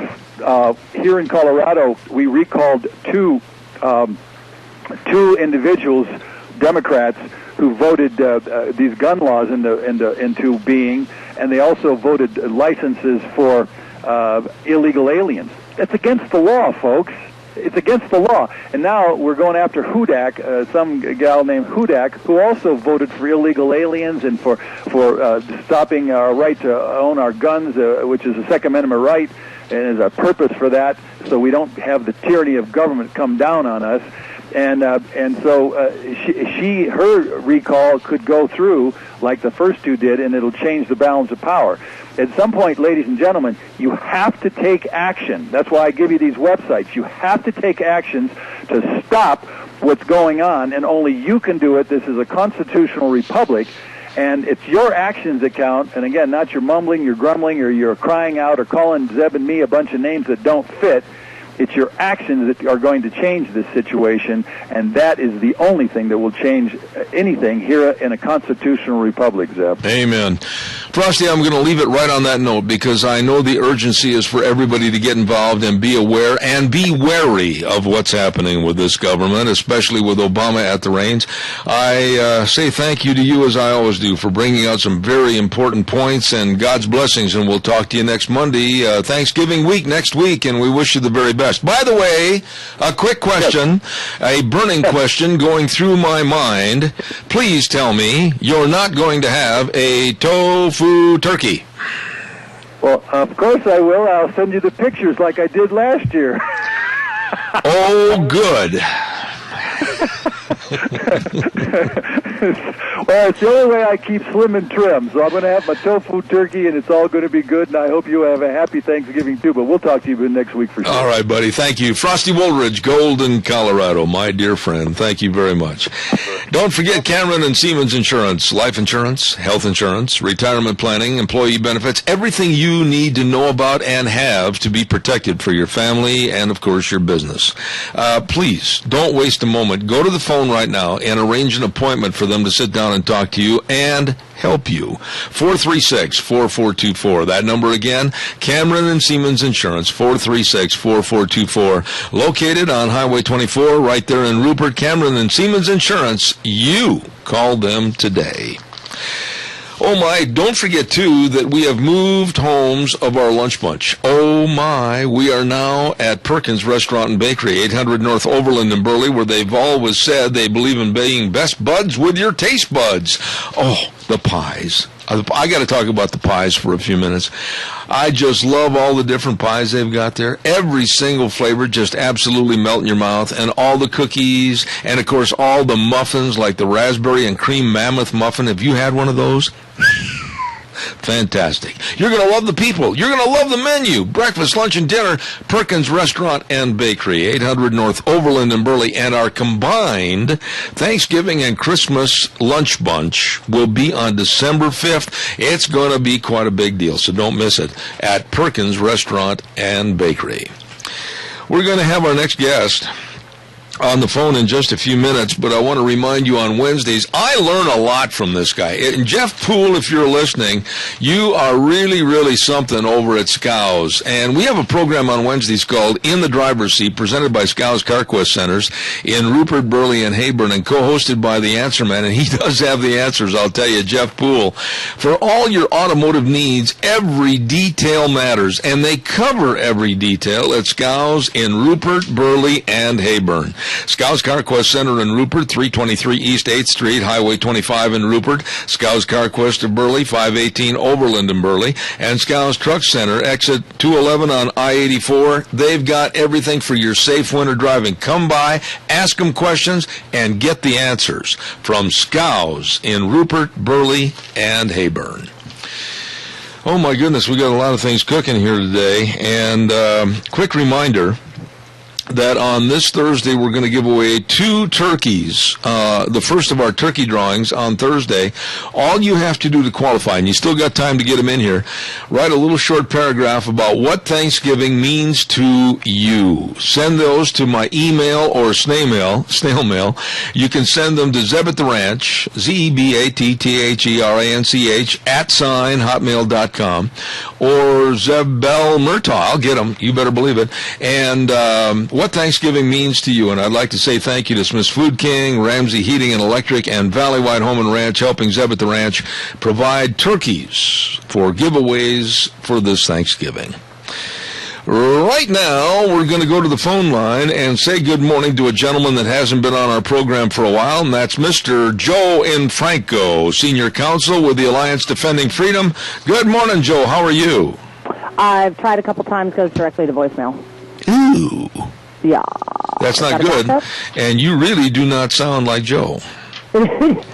No, I can't even pull off a deeper voice. It just doesn't work for me. I tell you what, that's the only number I have. I hope I gave you the right number. Yeah, it goes directly to his voicemail, and it says it's him. So I'm going to continue to try. I've left a message. I'll continue to try, and hopefully we can get him on. Well, then that means we're going to have to rely on the general public. They're going to have to give us some calls right now at 436-2244, 1-866-927-4587, and we will talk about anything you want to talk about right now. So give us a jingle on the landline, 436-2244, 1-866-927-4587. Yeah, Deanne's going to try and find out if we have another number available for him or not, and we'll keep plugging away. It just goes directly to voicemail. It's not even ringing. It just goes directly to voicemail. We will chastise him. Okay, directly. Calls are welcome, 436-2244, 1-866-927-4587. You know, it's interesting that on the front page of the paper this morning, they had in big letters, Times News, EPA plans to reduce biofuel mandate. And then in the red letters, subheadline, program not working as well as expected. And I would put next to that a great big duh. We didn't think it would. Ethanol and the mixtures of the ethanol in the fuel as to what they wanted to have and what they wanted to raise it to absolutely was causing and wreaking havoc with small engine companies all across the United States, whether it was lawnmowers, whether it was ATVs, whatever the case might be. And I noticed the lead headline said the Obama administration on last Friday, proposed to reduce the amount of ethanol in the nation's fuel supply for the first time, acknowledging that the biofuel law championed by both parties in 2007 is not working as well as expected. Well, what do you know? A sign of common sense? I doubt it. Calls are welcome. Come on, get me a jingle, 436-2244, 1-866-927-4587. Normally what happens at this time is we have the Alliance Defending Freedom, and evidently with a long layoff because last Monday was a holiday, maybe they had just let it slip their minds about being on the program. We don't know. But while we have just a moment, I want to remind you about something we're going to do on December the 19th. Put this on your calendar. It is a Thursday evening. Excuse me, catching a little cold here. We're going to meet at Ramsey Heating and Electric at about 5:30 that night. And we're going to go caroling. Yes, we are. We're going to have the first annual Zeb at the Ranch Corral. And I mean really corral. We've got a great big old flatbed and a pickup and everything. Jim McCall is going to furnish that, and Ken Mort's going to furnish our sound system, and we're going to try to have hot chocolate and cookies and everything. And we're going to go around singing Christmas carols, the way Christmas carols should be sung. What have you got here, Deanne? Okay. And along with our sponsorship of Traveloop Supply, we also have Ramsey Heating and Electric and our friends at Let's Ride over there with Nick and the rest of the crew. They're helping us too, so we really appreciate that. That's going to be on December 19th. Bring your good voices, some warm clothes, and we're just going to have fun singing Christmas carols. Okay. Gina, are you going to try to make it that night? I lost her. She's gone. Well, sorry, I was having a different conversation. Make it to what? No, the Christmas caroling that we're going to have on December the 19th. Amen. I think I'm going, and my brother's listening, so he doesn't know this, but he's going to be recruited as well as myself and my son. Now, your brother, I got to ask about him. Sean, is he a pretty good singer? Sings as well as I do. And what does that mean? We're great in the background. We're great in the background. We fill in the background noise. You know, we ought to get your brother on the air some morning. Okay. And then the three of us could sing a little Christmas carol. We'd have to practice. So let me know in advance which one it is, so we can practice. Which one would you like to sing? Jingle Bells is always my favorite. It's always easiest, too. Exactly. Honestly, I am going to have to download some Christmas tunes so I can buff up on my Christmas repertoire. You know, you brought up an interesting point, though. I've got some copies of all the different Christmas music, and but I'm going to need about maybe 20 or 30 more of maybe some photocopies of the top Christmas carols. Why don't you go ahead and send me a list of the songs? Yeah. And then I can find the lyrics and print those off. I will do that. I promise. Okay. All right. We've got Adrian on the phone. We've got Adrian on the phone. Good morning, Adrian. You knew I was in dire straits without my guest that was scheduled, and you are my life preserver, my friend. Well, I'm getting so fed up with the EPA. You know, I just ran across something that came from Eagle Forum, and just reminded me. But I went ahead last week, and I sent a letter to the CEO and the president of IDACORP, and also he's the CEO of Idaho Power. And here's the gist of the deal. Obama said that the war on coal is not going to end until basically they ban it. Mm-hmm. So if you saw the newsletter, if your last power bill, they're proposing right now $130 million for upgrades because of the EPA, new ridiculous rules. It's going to cost all of us a lot. That's just a third of the actual cost, because that's what we have in Fort Bridger, is a third of it. And then I called up to their office and actually talked to one of I won't give his name on the air, but he over the operations at of the coal-fired plants. And anyway, I told him, I says, once the EPA you get those $130 million wasted, they're going to come back and want you to waste a whole bunch more, because Obama said he's going to bankrupt anybody that has coal fire. Of course, we only get a third of our power from coal, but a third is a lot. Yeah, but wait a minute. So, it doesn't make any difference if it's a third. It doesn't make any difference if it's a 16th. The fact of the matter is, here is a man that is committed as a dictator to come out and tell you and I, the American public, that he's going to destroy private enterprise. He's going to destroy the electrical grids. He's going to create havoc and wreak havoc with Americans' lives on trying to figure out how they're going to get money to pay their power bills and how they're going to get enough money to try to make maybe a cup of coffee in the morning. This man is not acting as a president that should be sitting in the Oval Office and being concerned about the concerns of Americans. This man is nothing more than a slimy, sleazy dictator in the form of Noriega or anybody else that's trying to denigrate and hurt Americans. Well, and of course he's using the EPA through the executive orders. EPA is totally out of control, and yet Congress just keeps throwing money at him and said, oh, it's going to get better, I guess. But anyway, I'm sorry, but we've got a congressman that could really do something about the funding, but he just kind of puts, cuts a little here, but actually the cuts don't amount to any real cuts. You know what I mean? How a government cut is. It's a cut in the increase. You make a good point right there with Simpson. I want to talk about that for a minute because, I'm sick and tired of having, and I'm not going to just limit it to Mike Simpson. I'm going to go ahead and say any and all, whether it's Mike Crapo, whether it's Jim Risch, whether it's Raul Labrador, it doesn't make any difference. When they talk to their constituents at home and say, I did this, I did that, but yet when they get back on the Potomac, they're not showing the force. It's kind of the good old boys network with a pat on the back and kind of a wink of the eye. I'm telling you, I'm sick of this attitude. Well, to the credit of our, most of our congressional delegation is probably still the most conservative in the nation, but they're far from perfect as far as upholding the Constitution. But Simpson's in a position in the Finance Committee back there. He could really stand up and do something. That's right. But he refuses to do it. Like I say, wink and a nod and play the good old boy game. He just wants to get reelected.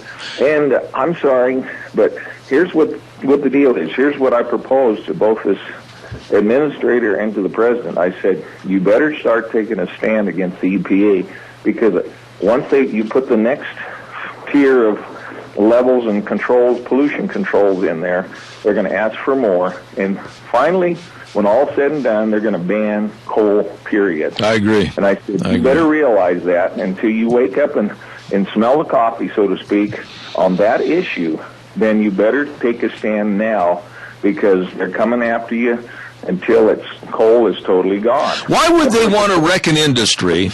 Why would they want to destroy a source of power that absolutely now, with all the new regulations and all the new equipment and all the synthesizers and everything else that they have, the scrubbers in their towers, etc. Why? I don't understand why they want to destroy it and then not have anything as a backup for the power grid. Well, that's the whole deal. They're trying to bring us down to third world status. That's the plan of the elitist. And so I've been actually out to the Fort Bridger power plant, and I can guarantee you there's no particulates coming out of there to speak of now, almost nothing. And so it's just, but see, the other countries in the world, we're doing this on our own. Most of the other countries in the world are not doing this, particularly China. And of course, we don't want to go to the kind of pollution they've got, but they're just using whatever they can get to the power of their system at the expense of the environment. And we've got environmental overkill, and it's all part of the Agenda 21 we've talked about for, eons. And people got to realize, until we get out of the United Nations and sever our ties, quit fiddling around there, and which brings up a point. With this emergency, this dire situation in the Philippines, where's the United Nations? Yeah. They're not even there. Yeah, I agree. Adrian, I've got to do a commercial break, and then we have been given word that we have a new attorney coming on with Alliance Defending Freedom. I've got to get to that after a commercial break, but I do thank you for your verbiage this morning. Thank you very much. I appreciate it. You're certainly welcome. God bless. Thank you very much. Ladies and gentlemen, we just got word that Jim Campbell, counsel with the Alliance Defending Freedom, is going to be on the air shortly with us. I think Gina has the number, and she's dialing him right now. Before we get him on the air, I want to remind everybody quickly about our friends at Lee's Furniture, Floors, and More. Oh, my. They had a huge one-day sale last week on Thursday, but you can still get in there. You can still share in all the great buys. You can still check out all the great furniture. You can still find out about all the great carpeting for your home, especially this time of the year when you're going to have guests coming over. And all the comfort is right there at Lee's Furniture, Floors, and More.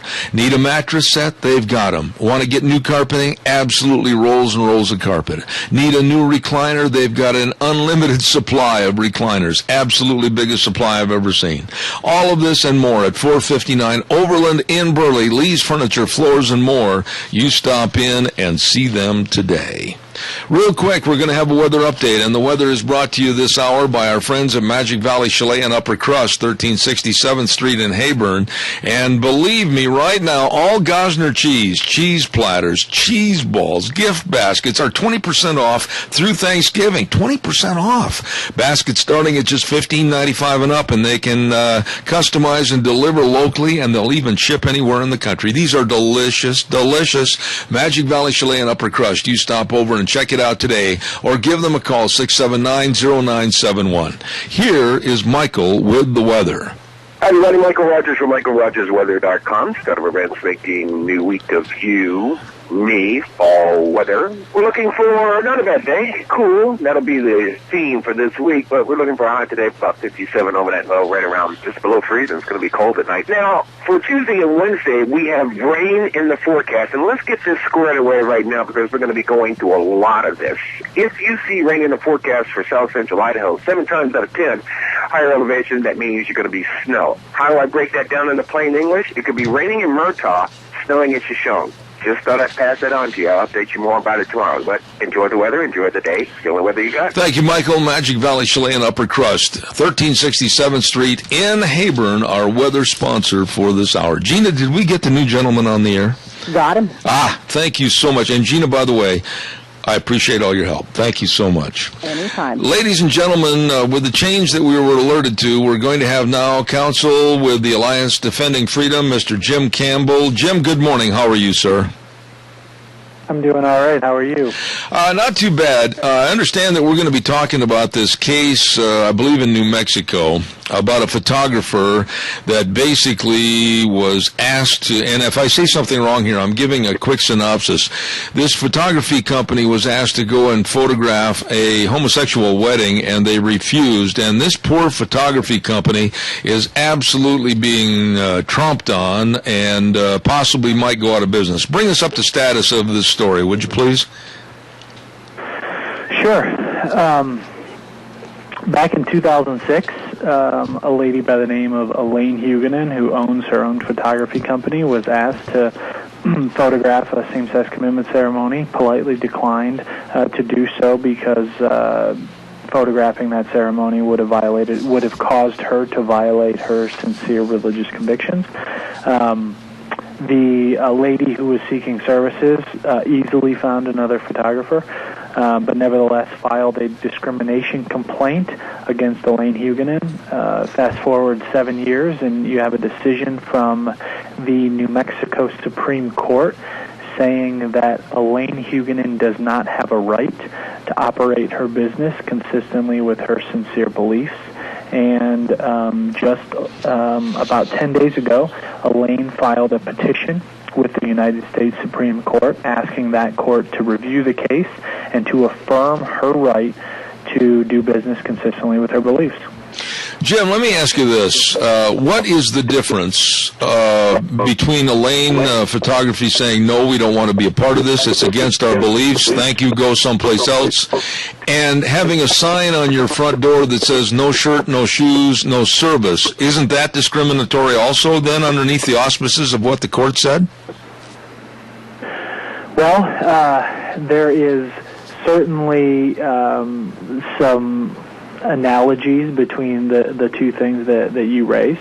But it's important to emphasize here that when we're talking about discrimination, we're talking about invidiously treating someone differently because of some type of characteristic they have. And that's not what Elaine Huguenin does at all. Elaine doesn't discriminate against anyone. She'll provide services to all people, including those who identify as homosexual. The issue is that she simply cannot create photographs where the context would require her to create images conveying messages about marriage that conflict with her deepest convictions. So Elaine does not discriminate. Elaine serves everyone. What matters to Elaine is the context. And is she personally required to create images conveying messages at odds with her faith? That's what's at issue here, and that's what the Constitution protects. Absolutely. Well, then why doesn't the Constitution protect, then, of course, the First Amendment that says Congress shall make no law respecting an establishment of religion or prohibiting the free exercise thereof? Aren't they prohibiting this woman from believing and exercising her faith if they're going to force her to go and shoot something on a ceremony that she doesn't believe in? That's very true, as well as another provision of the First Amendment which says protects the freedom of speech.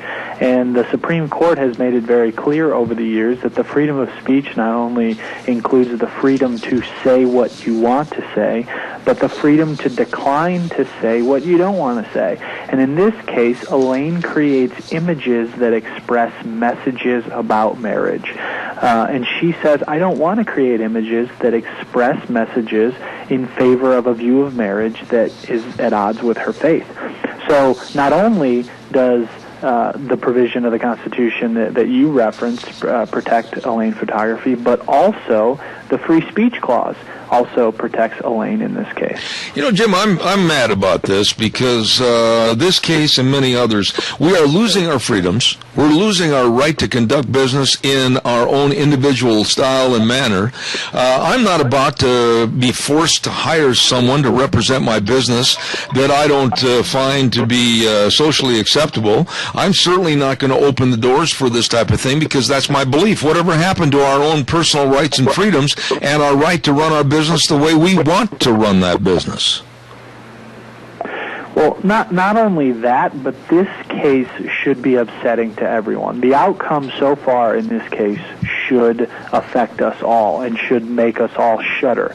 And what I mean by that is, in this case, we're dealing with a Christian photographer. Yep. A Christian photographer that says, I can't create images conveying this particular view of marriage. But tomorrow the case might be a photographer who identifies as homosexual, who doesn't want to create images of a pro-traditional marriage rally or some other event that would require that photographer to create images that conflict with their deepest beliefs.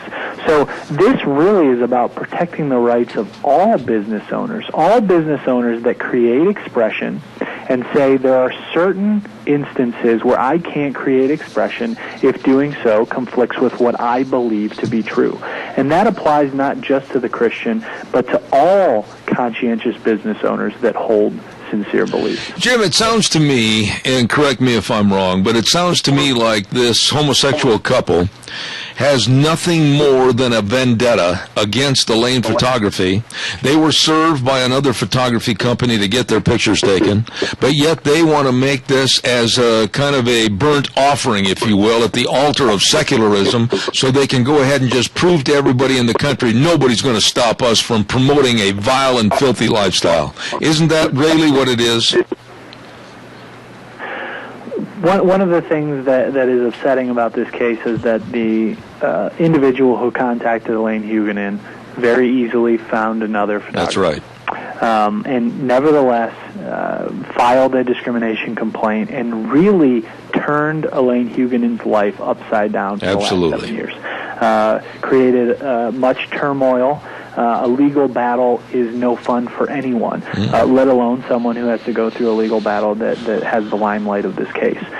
So that is unfortunate. But at the end of the day, we at Alliance Defending Freedom know that the Constitution is there to protect us all, not just the Elaine Huguenins of the world, but also the other photographers, the other marketers, the other creators of expression that do not want to create expression that would convey messages at odds with their convictions. So that's why we're trying to take this case to the U.S. Supreme Court, hoping to vindicate the constitutional rights of everyone. What are the far-reaching ramifications of this case, Jim, if this case is lost?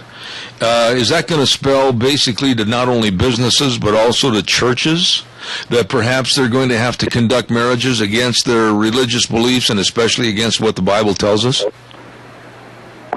Well, there is a remote risk that this can be used against churches, but I think the more direct risk is the business owner. And again, not just the photographer, but what about the marketer? What about the graphic designer who designs websites? And if they're approached by someone that wants them to design a website that they feel is in conflict with their faith, they're now required under this New Mexico Supreme Court decision to create a website, personally design a website that would violate their convictions. That is not the Constitution that our founders gave us. Well, and the whole thing, we've gone in a complete circle. We've made a 360. It all comes back to our destruction of the First Amendment and freedom of speech. Isn't that correct? That's right.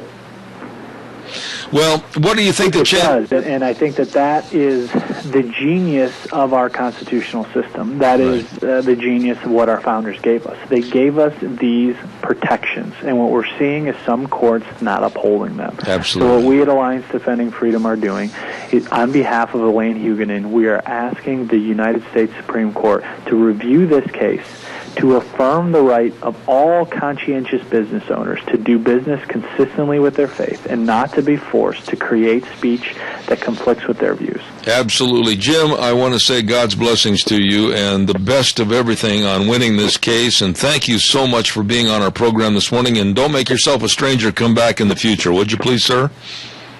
Will do. All right, and quickly tell everybody how they can follow this case and others with Alliance Defending Freedom. Sure. They can go to our website at alliancedefendingfreedom.org. That's www.alliancedefendingfreedom.org, and they can find information about this case there. Very good. Jim, thank you so much for being on our program. I'll look forward to the next time. Good luck, my friend. Thank you. Thank you. God's blessings. Very interesting gentleman right there regarding a case that we've had on this program many, many times in the past. And it just seems like business owners and people of faith in general are being told what they can do, what they can't do, and what they must do. And it's time to stand up and fight back. And I certainly hope that the Alliance Defending Freedom wins that case in New Mexico. Hey, don't forget, Let's Ride, Highway 24 between Rupert and Burley. They're open Tuesdays through Saturdays from 9 to 6, and this is where the fun is sold. Absolutely. They've got all the snowmobiles there, all the brand new snow machines there, and there's snow up on the hill, and there's going to be a lot more before too long. Don't forget they've got all the new ATVs too, the 2014 models. Fantastic accessory department. You get in there, you're sure going to find a lot of gift giving right there for Christmas. All of this, plus a great parts and service department, the best people in the valley serving you at Let's Ride, Highway 24 between Rupert and Burley, definitely where the fun is sold. Oh, my, let's see what else have I got cooking here.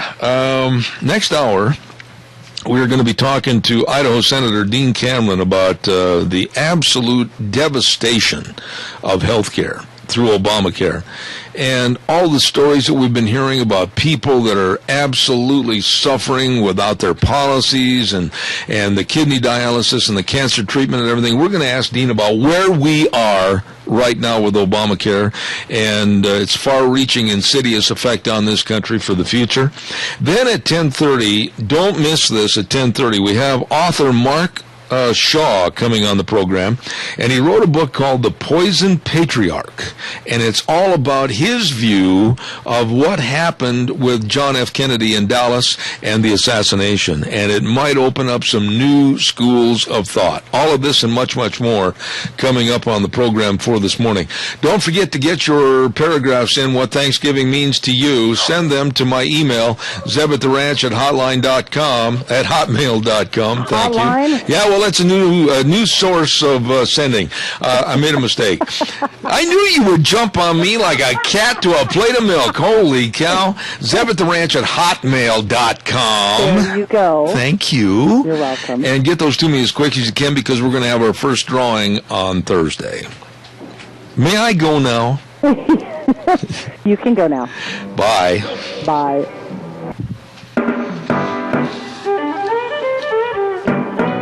Oh, my. Welcome back. Hour number 3. My goodness, how time flies when you're having fun.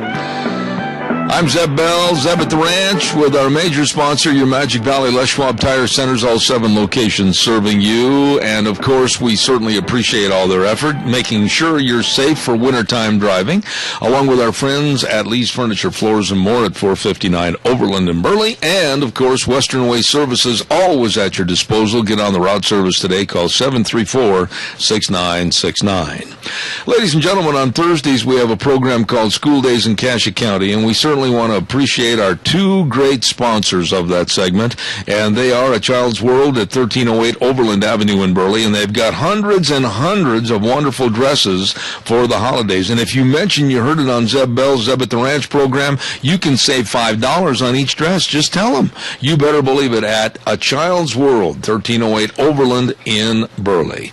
And also Ambulatory Surgery Center, 1344 Highland Avenue in Burley. Don't forget, colonoscopies can save lives. Call the Ambulatory Surgery Center for more information.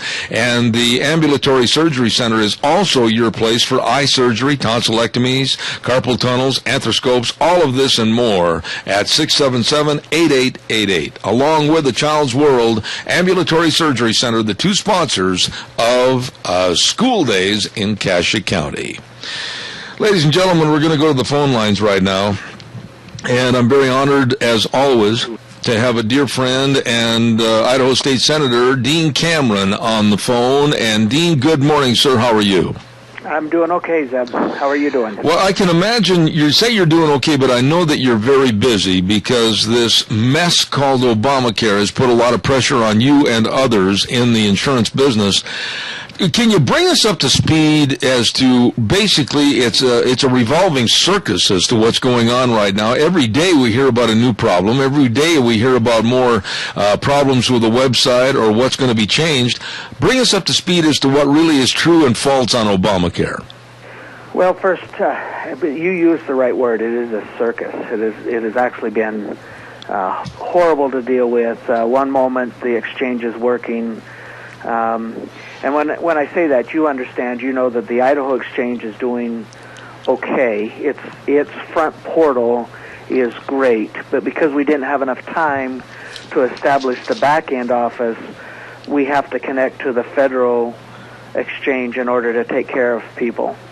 And had we had done this 2 years ago, we'd be like Connecticut or a number of other states where their state exchange is actually up and running and doing a fine job and working rather well. There's a lot of misinformation out there about the exchanges and misinformation about the Affordable Care Act, and some of it bad and some of it worse, and in between. So let me just start with the most egregious issue that's out there, and that's the issue as to whether people can keep their current plan. You know, and you've talked about it on your show because I've heard you, that the president promised people that they could keep their current plan. What he failed to disclose, although we read it and saw it, was that you had to have a plan that was grandfathered, or in other words, was in place prior to the signature of the act, and you had to have a carrier who was willing to go along with that status. In Idaho, Blue Cross and Pacific Source, I believe, are the only 2 carriers that grandfathered anybody. Select Health wasn't in the state at the time, and Regents Blue Shield chose not to grandfather anybody. And so we had lots of clients that we advised them to keep their plan and to stay on that grandfathered plan. And so many of those clients are okay. They can stay there. And so if your plan is grandfathered, you're good, regardless of the president's actions or misstatements.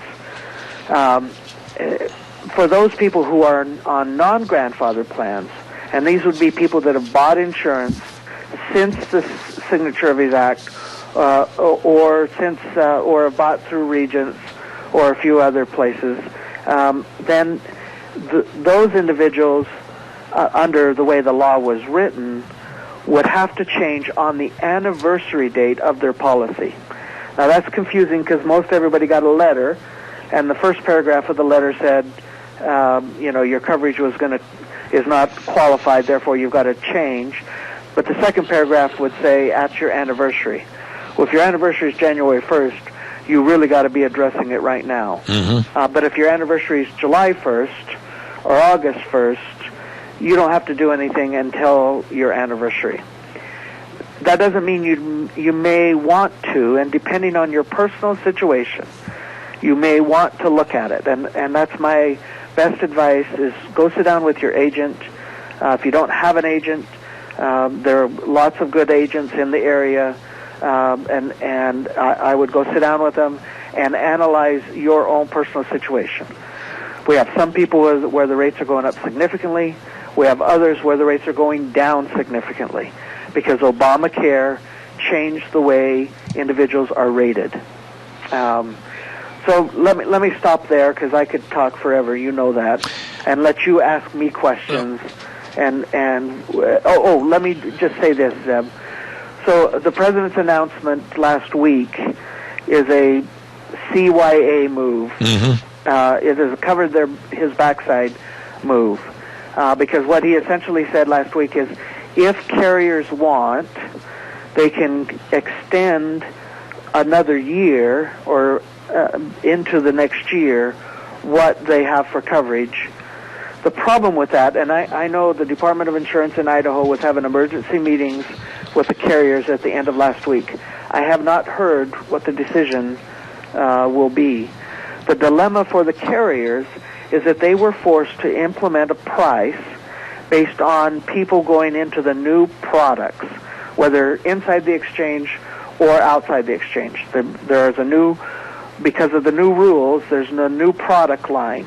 And they had to set prices on those products for the entire 2014 year, not knowing what health conditions they were taking. They were assuming they were taking some bad health because they can't ask health conditions or health questions, but they were also assuming they'd pick up some of the young and the healthy. Now, if people are allowed to continue, that throws that whole rating into disarray and could cause significant increases for 2015. So he's just made a bad situation worse. The best thing to do would be to repeal it, but he won't go along with that. I know that there's some congressional activity to allow people to keep their own plan longer. If they allow them to keep their own plan forever, that would be fine with me for some of those people, but for the individuals who have been in poor health or that would be older, their rates would go up significantly because of that. Yeah, but now, Dean, I've got so many questions. I'm totally confused on this whole thing. Number one, how can the President of the United States supersede Congress that makes the laws? And how can he say, with the stroke of a pen or just some verbiage on the 5 o'clock news, that people can keep policies or that insurance companies have to do a certain thing to honor certain policies? He does not have that power. How is this even justified that he can make that kind of a deal? Well, I agree with you, Zeb, that it is a little bit beyond the pale. But let me just say this. Every piece of legislation, whether at the state level or the federal level, gives the executive branch the authority, which is either the governor at the state level or the president, gives the executive branch the authority to carry out the act and gives them the authority to what we call promulgate rules. And we see this all the time. at the state level. An agency will pass a piece of legislation, an agency will promulgate rules, and then it's our job. We're one of the few states that have the authority to review those rules and reject them. And Congress hasn't had that authority. I wish they did. So it's a matter of whether the legal advisors of our congressional delegation of Congress feel like he is violating his constitutional authority. And unfortunately, one of the most egregious parts of Obamacare is it gave away congressional authority to the President of the United States.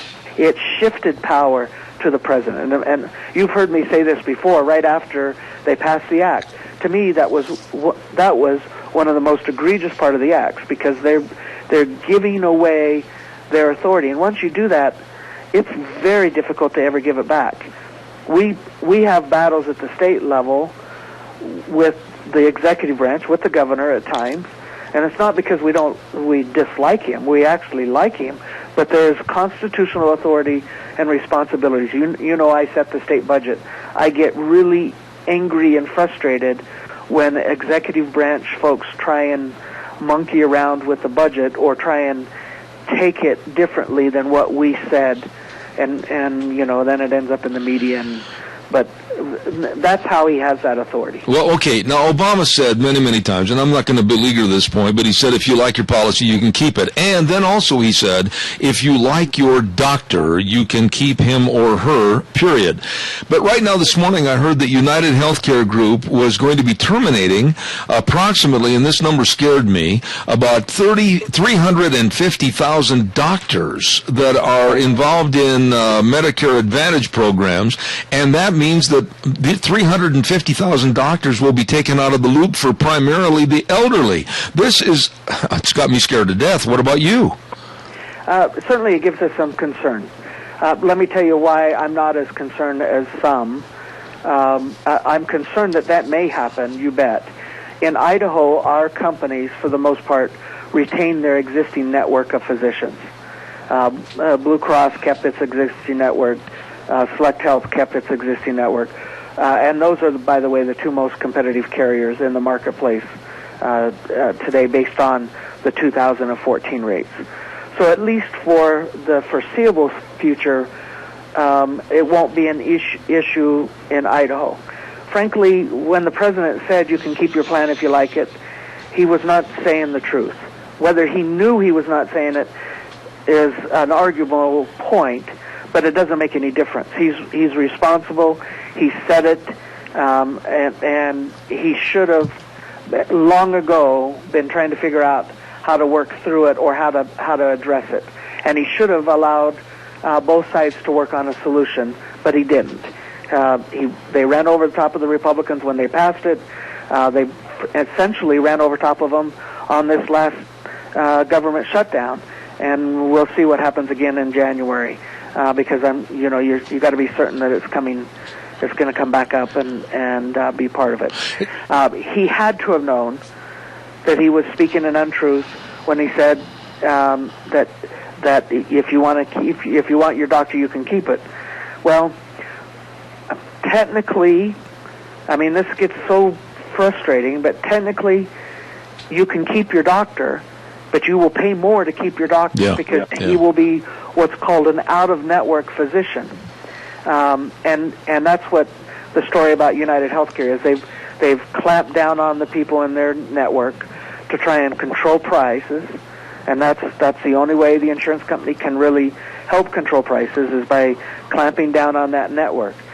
And then they say to their people on their plan, well, you can go to Dr. Smith even though he's not in the network, but now you will just pay a lot more for it. Fortunately for Idahoans and for people in our area, most of our companies, to my knowledge, have not restricted their network. Blue Cross hasn't, and they have probably the largest network. We hear some rumors that maybe Blue Shield may be considering that, but they haven't as of yet. Select Health hasn't. Their network wasn't as robust as Blue Cross, but it's still still respectful. You're looking at a circumstance or a group of circumstances right now to where this whole thing could and should be repealed, but can it be? And if it is repealed, is there something waiting in the wings to rejuvenate private insurance companies and private policies? Dean, this whole thing spells havoc and destruction to me for our healthcare system in this country, and I think at a point where it is right now, you tell me I'm wrong, it's almost at a tipping point falling into the chasm with the Grand Canyon. I mean, if this thing goes on much longer like this, Americans should be and will be outraged, but they're also possibly not going to have any coverage at all come January 1st. Well, everybody who wants coverage can have coverage January 1st. And I would encourage people, they have till December 15th to get coverage for January 1st. And I'd encourage people to go sit down with their agent and work through that. You bring up a really good point, Zeb, and I wish I had a really good answer. I think it needs to be repealed, but I want you to know that when I say that, I know that if they repeal it, there will be winners and losers. Just like passing it, there are winners and losers. The mere fact that they changed the way we rate insurance, how we rate the policies. So every 60-year-old is paying the same rate in Burley, Idaho for the same plan, is a benefit to some, particularly for those that are unhealthy, but a detriment to those that are healthy. The fact that we adjust the rate so that the younger pay more and the more senior members pay less is also would create, if you repeal it, it potentially shifts it back the other direction. And candidly, there may be decisions and issues that insurance companies may not be able to handle and be able to change. The most egregious part of the change in the rate is the provision that says that you can come on the plan without any medical condition, regardless of any medical condition, and you can have coverage at the same rate as anybody else. That's the most egregious, cost-prohibitive piece of the plan. Mm-hmm. But I realize when I'm saying that, Zeb, there are a lot of people who that provision is helping. In fact, that's probably in our office, that's the majority of people we're seeing right now, because these are individuals that were rated up significantly because of health conditions. They've got a handicapped child, or they've got cancer, or they've got some other, and now they can buy their insurance at a significantly lower price. But that's, for every one of those, there's probably 8 that the price is going up. And that's the dilemma, and that's a standard provision. Typically, 20% of the citizens cost 80% of the cost. Dean, we've talked about the coverage. We've talked about the obtaining of a possible policy to replace what they had. But here's another side of the story that you very seldom hear any newscast on ABC, CBS, or anything else. What about the claims? What about the people that have switched? What about the claims on their policies? I mean, do they have kind of a track record to run on? Do these people know where to go to get claims for their policies, etc.? This is a train wreck. Yeah, I agree with you that it's a train wreck in many aspects. I don't believe the claims will be an issue for now, because you're dealing with traditional insurance companies. So you may be with Blue Cross today, and you still may choose to be with Blue Cross tomorrow, and Blue Cross will still process the claims just like they did in the past. So I don't think you're going to have a diminishment in processing the claims. Here's the part that people that I think will be a problem, is they've already had to set the rates for 2014. I already said that, and it was based on an estimation of who would come into the marketplace. They didn't know where their other carriers would be, so Blue Cross didn't know where Regent's rates were or Select Health's rates were, and as it turns out, Blue Cross is the lowest and Pacific Source is the highest, and had to do it all over again, I bet Pacific Source's rates would be lower and Blue Cross's rates would be higher. But that's where it's at. Now they have to start working on 2015 rates. And now they got to figure out how to do this with this cloud, this additional cloud. The whole thing's a cloud. This additional storm of whether people can keep their coverage into 2015 or not. The law and the way our Department of Insurance ruled, people could keep their coverage into 2014 unless they were grandfathered. They could keep it longer. Now they may be able to keep it into 2015. Well, what that will do is I would anticipate that rates will go up more significantly. And then when rates go up more significantly, then it forces pressure to try and address it in other ways. And you've talked about some of those ways, reducing network size or reducing what they're paying to providers. I know they cringe when we say death panels. But at some point, this thing collapses under its own weight because of the overall cost. And the only way they can address it then is by raising yours and my taxes or by reducing benefits. And both of those, or both, and both of those are extremely scary. All right, real quick question and a short answer on this, Dean. I'm almost out of time. I made a statement last week on my program, and I was criticized for it by many people that called in or sent me emails when I said that maybe, just maybe, the failure of Obamacare was on purpose to try to formulate a plan and a direct frontal approach to force single-payer insurance on all of us. Do you think that might be a possibility? Oh, absolutely. I think the overall goal of the administration was to go to a single-payer system. That was certainly Hillary Clinton's goal, and I think it was certainly the Democrat members of Congress's goal.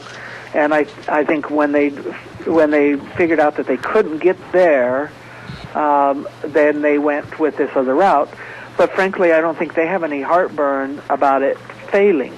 And I think that's why this latest move by the president is nothing more than an additional way to blame the insurance companies. You're already hearing about some states who have rejected the president's offer. Some insurance companies have said that. So he'll badmouth them and say, well, I tried to allow you to keep it, but the insurance companies won't let you keep it. On the same token, if the insurance companies do go along with it, it's going to be at the expense of those who have signed up. So he's put the healthcare arena in a really, really awkward position where they're the fall guy, and both health insurance and health and providers, doctors, etc. So absolutely, and if we don't figure out how to elect the right people, the right president, and the right Congress, we are headed down that path. Absolutely. And the only way we can change that path is at the next presidential election and at our congressional elections. Absolutely. By the way, how's Chick doing this morning? Well, he's supposed to be out of surgery any time now, so we're hopeful he's doing okay. Last I heard, he still had a heart because it was beating, and we just hope it continues to work. All right, give him our best, would you please? Hey, thanks. Senator Dean Cameron, thank you very much on the effects of Obamacare right here this morning. Thank you very much. Ladies and gentlemen, don't forget the Chadwick Sports Grill, 139 West Main in Burley. Oh, have they got luncheon specials Monday through Friday for just $5.95. And listen to this, they've got senior citizen dinner specials Monday through Thursday from 4 to 6 p.m. Again, only $5.95. And today they're going to have pasta primavera with garlic toast and super salad. It's going to be delicious. The people are fantastic. It's just a great place to go eat. Treat yourself to the Chadwick Sports Grill, 139 West Main in Burley. We're going to take a little break and come back with our next guest in just a few minutes. Don't you go away. And now, back to Zeb at the Ranch on AM 1230 KBAR. To reach Zeb, call 436-2244 or toll free 1-866-927-4587. And now, here is Zeb Bell. Thank you very much, and welcome back to our last half hour of the program this morning. And don't forget the Rupert Bookstore and Office Supply at 515 5th Street on the south side of the Rupert Square. My goodness, they're going to have their annual pre-Christmas open house Friday, November 22nd. That's coming up this week. Don't forget they're going to be closed during the day, but open at 5 p.m. 20% off home decor items, 10% off office supplies, drawing for gift cards, all of this and more coming up on November 22nd. And don't forget, too, the great big Christmas lighting on the square in Rupert coming up on November 29th. All of this and much more at the Rupert Bookstore and Office Supply, 515 5th Street in Rupert. You stop over and see them today. Gina, we're going to change things just a little bit, if you don't mind. We're going to go over the weather forecast real quick, and then we'll have our guests come on the program. I'm going to have the weather update right now, brought to you by Lennox Home Comfort Systems, gas furnaces, along with heat pumps, brought to us by our friends at Ramsey Heating and Electric at 2600 Overland Avenue in Burley. Here now, Michael Rogers Weather. Hi, everybody. Michael Rogers from MichaelRogersWeather.com. Start of events making new week of you, me, fall weather. We're looking for not a bad day. Cool. That'll be the theme for this week, but we're looking for a high today of about 57 over that low, right around just below freezing. It's going to be cold at night. Now, for Tuesday and Wednesday, we have rain in the forecast, and let's get this squared away right now because we're going to be going through a lot of this. If you see rain in the forecast for south central Idaho, 7 times out of 10, higher elevation, that means you're going to be snow. How do I break that down into plain English? It could be raining in Murtaugh, snowing in Shoshone. Just thought I'd pass that on to you. I'll update you more about it tomorrow. But enjoy the weather, enjoy the day. It's the only weather you got. Thank you, Michael. We appreciate it. MichaelRogersWeather.com, brought to you by Lennox Home Comfort Systems through our friends at Ramsey Heating and Electric at 2600 Overland Avenue in Burley. Ladies and gentlemen, I've been anxious, and I mean that, to have this gentleman on our program this morning because I remember vividly where I was and what I was doing the day that President John F. Kennedy was shot in Dallas, and there still lingers many questions about that assassination, and we have with us the author of a brand new book called The Poison Patriarch, How the Betrayals of Joseph P. Kennedy Caused the Assassination of JFK, and with us on the phone is the author. Good morning, Mr. Mark Shaw. How are you? Well, good morning. Thanks for having me. Well, you were highly recommended to me by another dear friend of ours, Dave Bego, and I'm certainly appreciative that you came on the program this morning. Mark, where did you come up with the drive, the desire, and the interest in possibly finding out another approach to another book, another storyline, if you will, about the JFK assassination? Well, we need another book, right? There's only about 25,000 of them out there, so I figured I ought to write one, too. This actually came a bit by accident. I stumbled on to, I didn't initially begin to focus on the assassination or on Joe Kennedy or any of that, but I'm a former criminal defense lawyer and a legal analyst, as you know, for some of the networks on high-profile cases, and I knew Melvin Belli, the San Francisco legendary lawyer who was Jack Ruby's. Jack Ruby shot Lee Harvey Oswald, of course. And I knew Mr. Belli in the mid-'80s, and then when he died in the 90s, I wrote a book about him called King of the Courtroom that was published in 2007. During the investigation for that book, the research for that book, I began to really question his representation of Jack Ruby, and there were many questions that came up in my mind. Why was a personal injury lawyer like Belli? Why did he become the criminal defense lawyer for Oswald? Belli told conflicting stories about how he became Ruby's lawyer. He used this kind of ludicrous psychomotor epilepsy insanity defense to defend Ruby. He wouldn't let Ruby testify. And then one thing that always concerned me was Belli's connection to the mafia. One of his main clients at the time was Mickey Cohen, the L.A. gangster.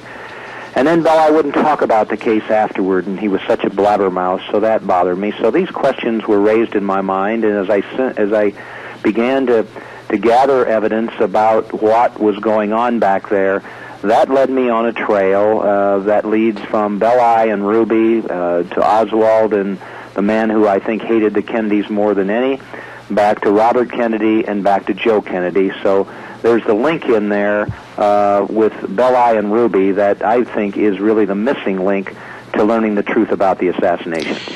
You know, there's so many things right now that I've got questions on, but Mark, when you look at this whole situation with the JFK assassination and the one-man, one-weapon theory, is that really what caused you to question what happened, or did you always have an inkling that there was more of a network or a spider patchwork of things going on way back to the original father, Joseph P. Kennedy himself? Well, I like that spider patch. That's a good one. Good, well put. You know, I'm one of those people that I think if you use any common sense at all, this whole thing about Oswald alone and everything else just never made sense to me. You know, the biggest problem with Oswald, he's a dead end. He's a murky character that nobody can ever figure out. The biggest problem is motive. These guys that write the books about Oswald alone, you know, they really can never come up with much of a motive. Well, he was a nut. Well, he hated America. Well, he did this and that. Well, nobody can do that. So motive has always been important to me when I was trying cases in front of a jury, and that's, for people who will read this book, it's a stop-and-think book. If you're a juror, you can look at what I present and make up your own mind. And so, you know, I got away from Oswald, and I figured, look, we need to look at this case in an entirely different way. If Belli was somehow or another connected to the Mafia, why did he become Ruby's lawyer? And that led me back to this man in New Orleans that hated the Kennedys more than any. And all at once, and it was kind of an epiphany in the middle of the night, I thought, you know, what we ought to be doing is focusing on why Bobby Kennedy was not killed in 1963 instead of why JFK was, because Bobby had many more enemies than JFK had. And that kind of then gave me a whole new stream of thought in terms of focusing on Bobby more than John, and that led me back to Joe Kennedy. Well, tell us a little bit about the framework of the family. I know a little bit about the Kennedy family, and I know a little bit about the secretive and very clandestine nature of the family because I'm from Wisconsin originally, and less than 6 miles from my home is a care center called St. Coletta in Jefferson, Wisconsin. And that was where one of the Kennedy daughters was taken and cared for back in the late 50s and 60s. And the clandestine approach of the Kennedy family when they came in and out of there, this family has an aura of suspense and intrigue like no other family, I think, in the United States.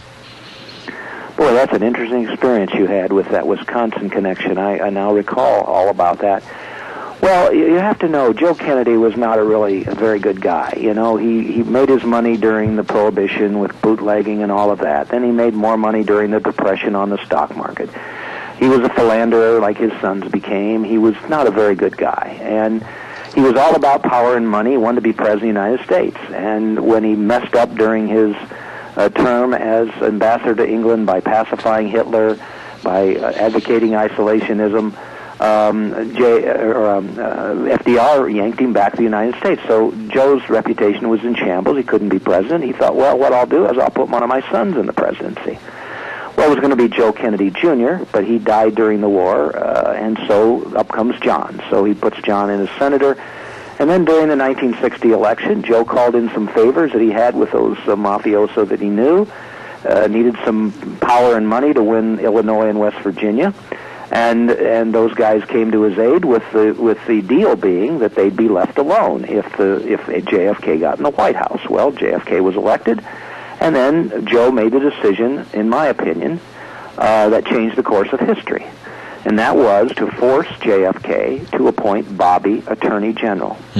And Bobby had this thing for the Mafia. He had been a part of the McClellan Committee and went after those guys, and so it was predictable that when he became Attorney General, he went after them again. And you know, Zeb, you can't mess around with those guys. Absolutely. I've got a quick personal story for you that way. I was a correspondent for Good Morning America in the late 70s, and they sent me to Philadelphia to interview the lawyer for a mafioso named Angelo Bruno at Don over there.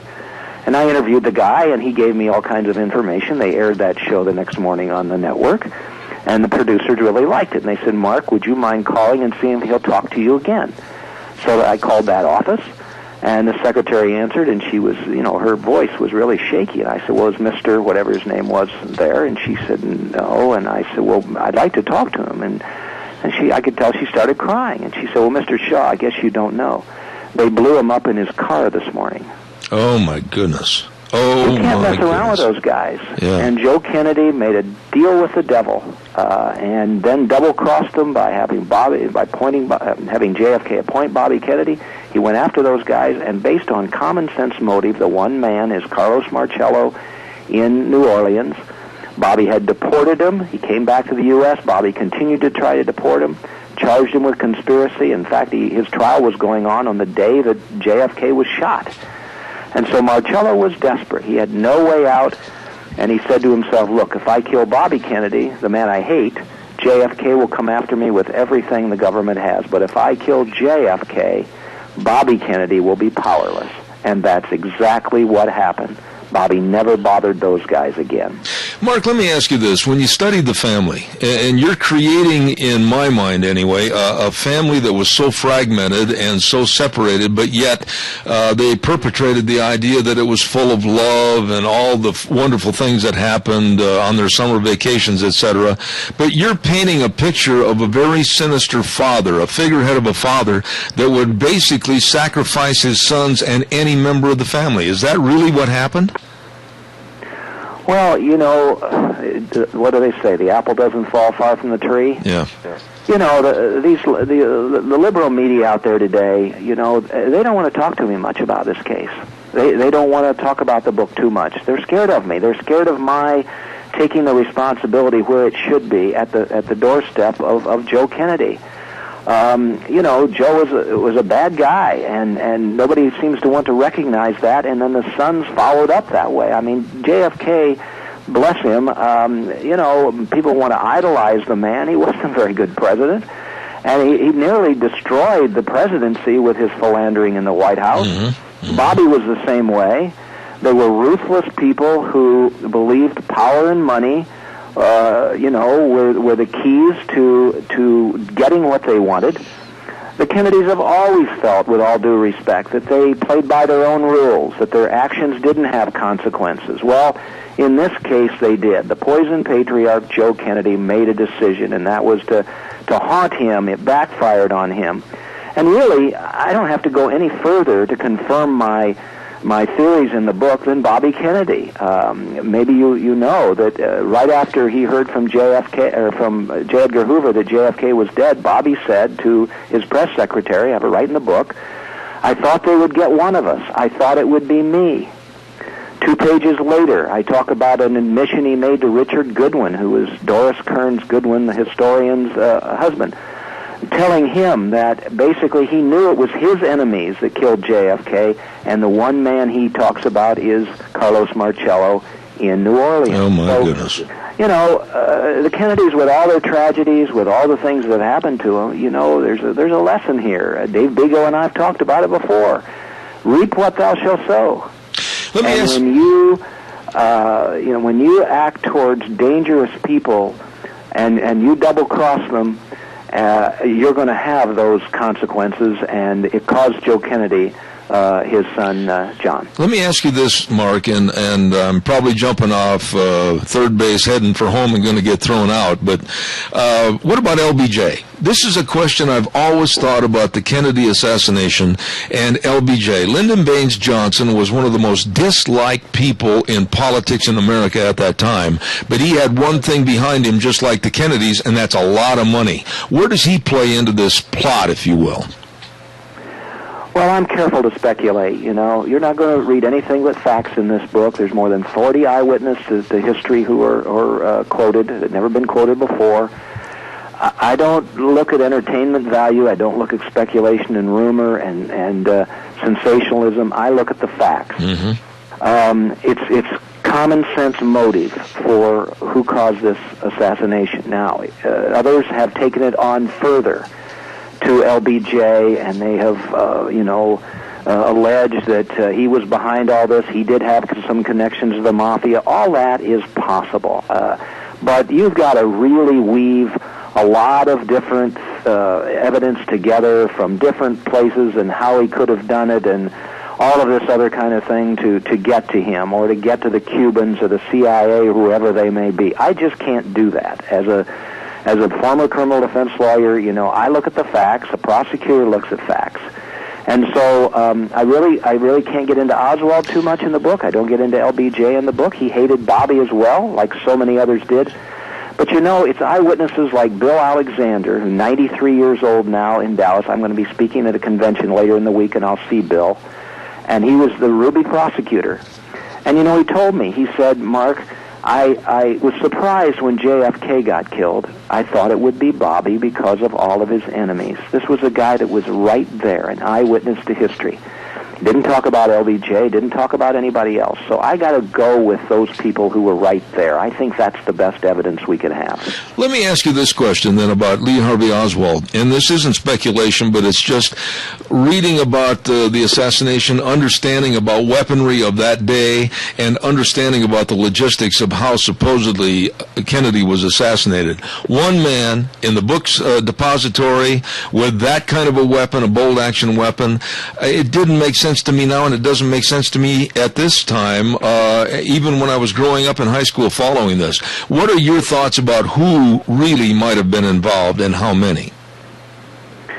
Well, I'm not much of a weapons person, and I from reading your background, I can tell that you probably are, and you know about these things. They've done all kinds of tests on that weapon, and it just doesn't work for him to have fired these 3 shots and everything.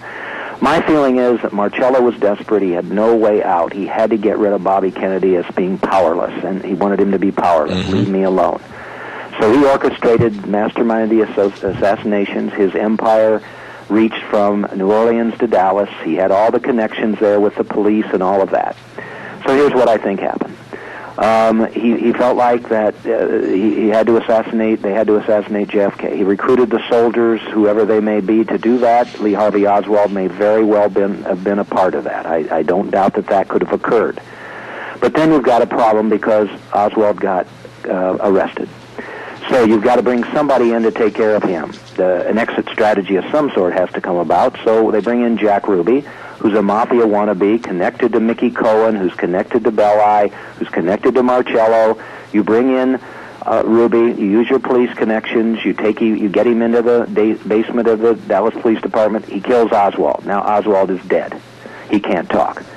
So what's the next thing mafia usually do? Well, you got to shut up that guy. So you don't kill Jack Ruby, but you bring a mafia lawyer in to silence him and make him look like he's crazy. And that man is Melvin Belli. The trial is held. Belli doesn't throw him on the mercy of the court and get him a few years. He uses the insanity defense. Ruby is convicted, and Ruby, even though he talks after that, he didn't testify at trial, but after that he talks. Everybody thinks he's crazy, and they disregard anything he said. The exit strategy works perfectly. Oswald is dead. Ruby is crazy. And Marcello is never charged with a crime. Oh, my. It's just easy. A first-year prosecutor could take the evidence that I have, I believe, and convince a jury. Mark, when people read your book, The Poison Patriarch, what is the main theme that you want people to take away when they close the hardcover and sit back and think? What's the main thing you want them to think about? Great question. Focus on why Bobby Kennedy was not killed instead of why JFK was. And listen to Bobby. Bobby is telling us who killed his brother. I thought they would get one of me. I thought they would get one of us. I thought it would be me. And the other disclosures in here that he made. You've got to listen to Bobby instead of getting sidetracked with all of these issues that just lead to dead ends. That's what I want people to do. They can stop and think, look at what Bobby has to say, and then make up their own mind. Has this book, and the writing of this book, and opening up thoughts about the mafia and the mob, etc., has this caused you any heartburn or fear about you and your surroundings and your future?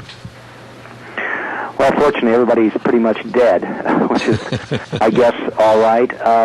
If you look at all of my books, they're very controversial. People love them or hate them, one or the other. I don't really care. I keep writing them because I want people to stop and think. So I don't really think about too much with that.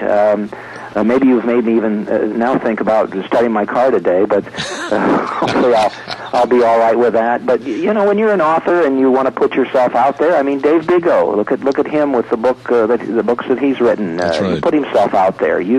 I admire those kinds of people, and I hope people will respect me for for wanting to get at the truth. You know, that's what it's all about. This is historically important for people who are so confused about what happened. I've sent a letter to Congress, to the House Judiciary Committee chairman, asking them to reopen the investigations and collect and evaluate all of the credible evidence that has been gathered in the last 25 years.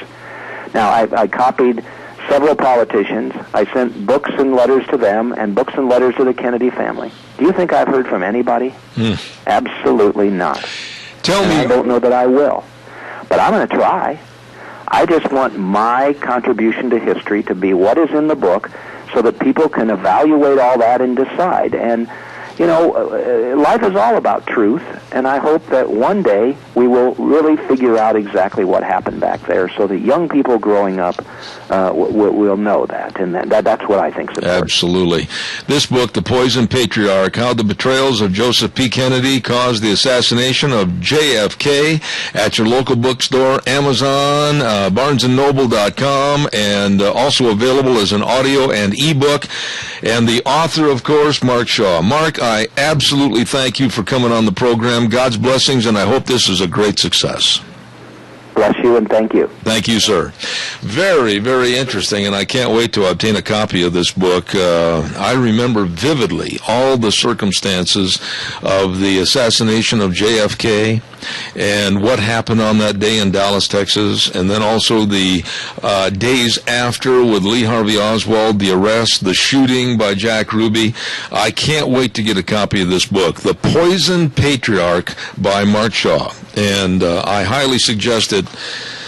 Very interesting reading. Kind of gives you a chill as to the insight and the study that this man had to do to write this book, especially looking in deeper and under the cloak of secrecy of the mafia and the mob. Calls are welcome and appreciated. 436-2244, 1-866-927-4587. Don't forget our Magic Valley Les Schwab Tire Centers, all 7 locations serving you with the best of safe winter traction tires. Oh my, they've got them all for you, for your cars, your pickups, your SUVs. And don't forget too, they've got all the chains, the tire chains. They've got the very best in batteries, and always the shocks and the struts and the front end alignments. But I want to stress also the best brake value promise in the industry with professionally trained technicians over 30 years of experience. They want you safe during wintertime driving, so check it out today at all 7 locations. Lane and Rupert, Dave on Blue Lakes in Twin Falls, Mike in Buell, Mike and Jerome, the Twist family in Paul, John on Poline in Twin Falls, and Randy on Overland in Burley, your Magic Valley Les Schwab Tire Centers.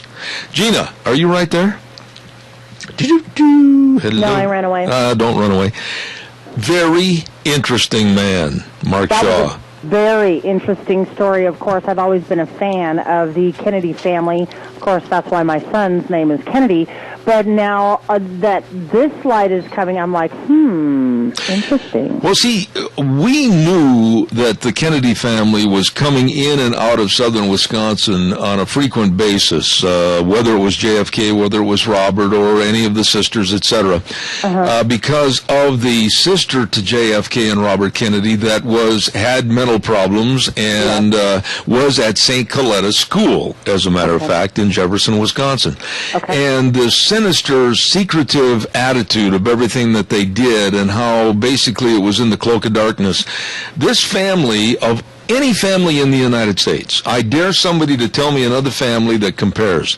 The Kennedy family still today has an aura of suspense and intrigue like none other.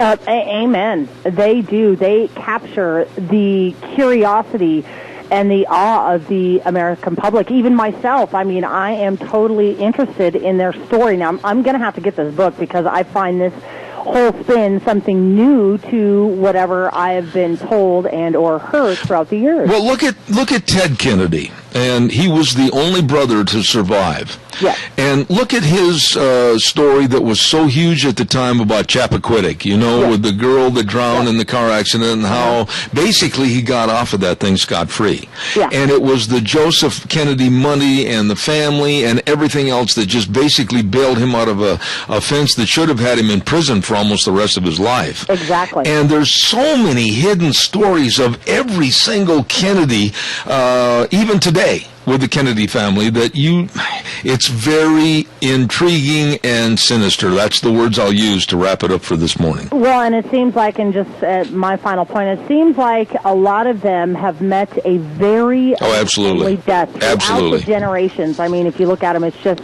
rather odd at the way some of the members of their family throughout the generations have died. Not only that, though, you bring up an interesting point in a lot of time, but also the connection to others that have died. Yes. Interesting deaths like Marilyn Monroe. Exactly. She knew too much. Yep.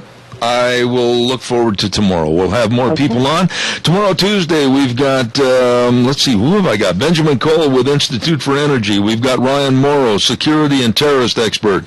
James Herson, attorney from L.A. We got a big program tomorrow. Don't miss it. Zeb at the Ranch, God bless. The way things were, the way things ought to be. Goodbye, everybody.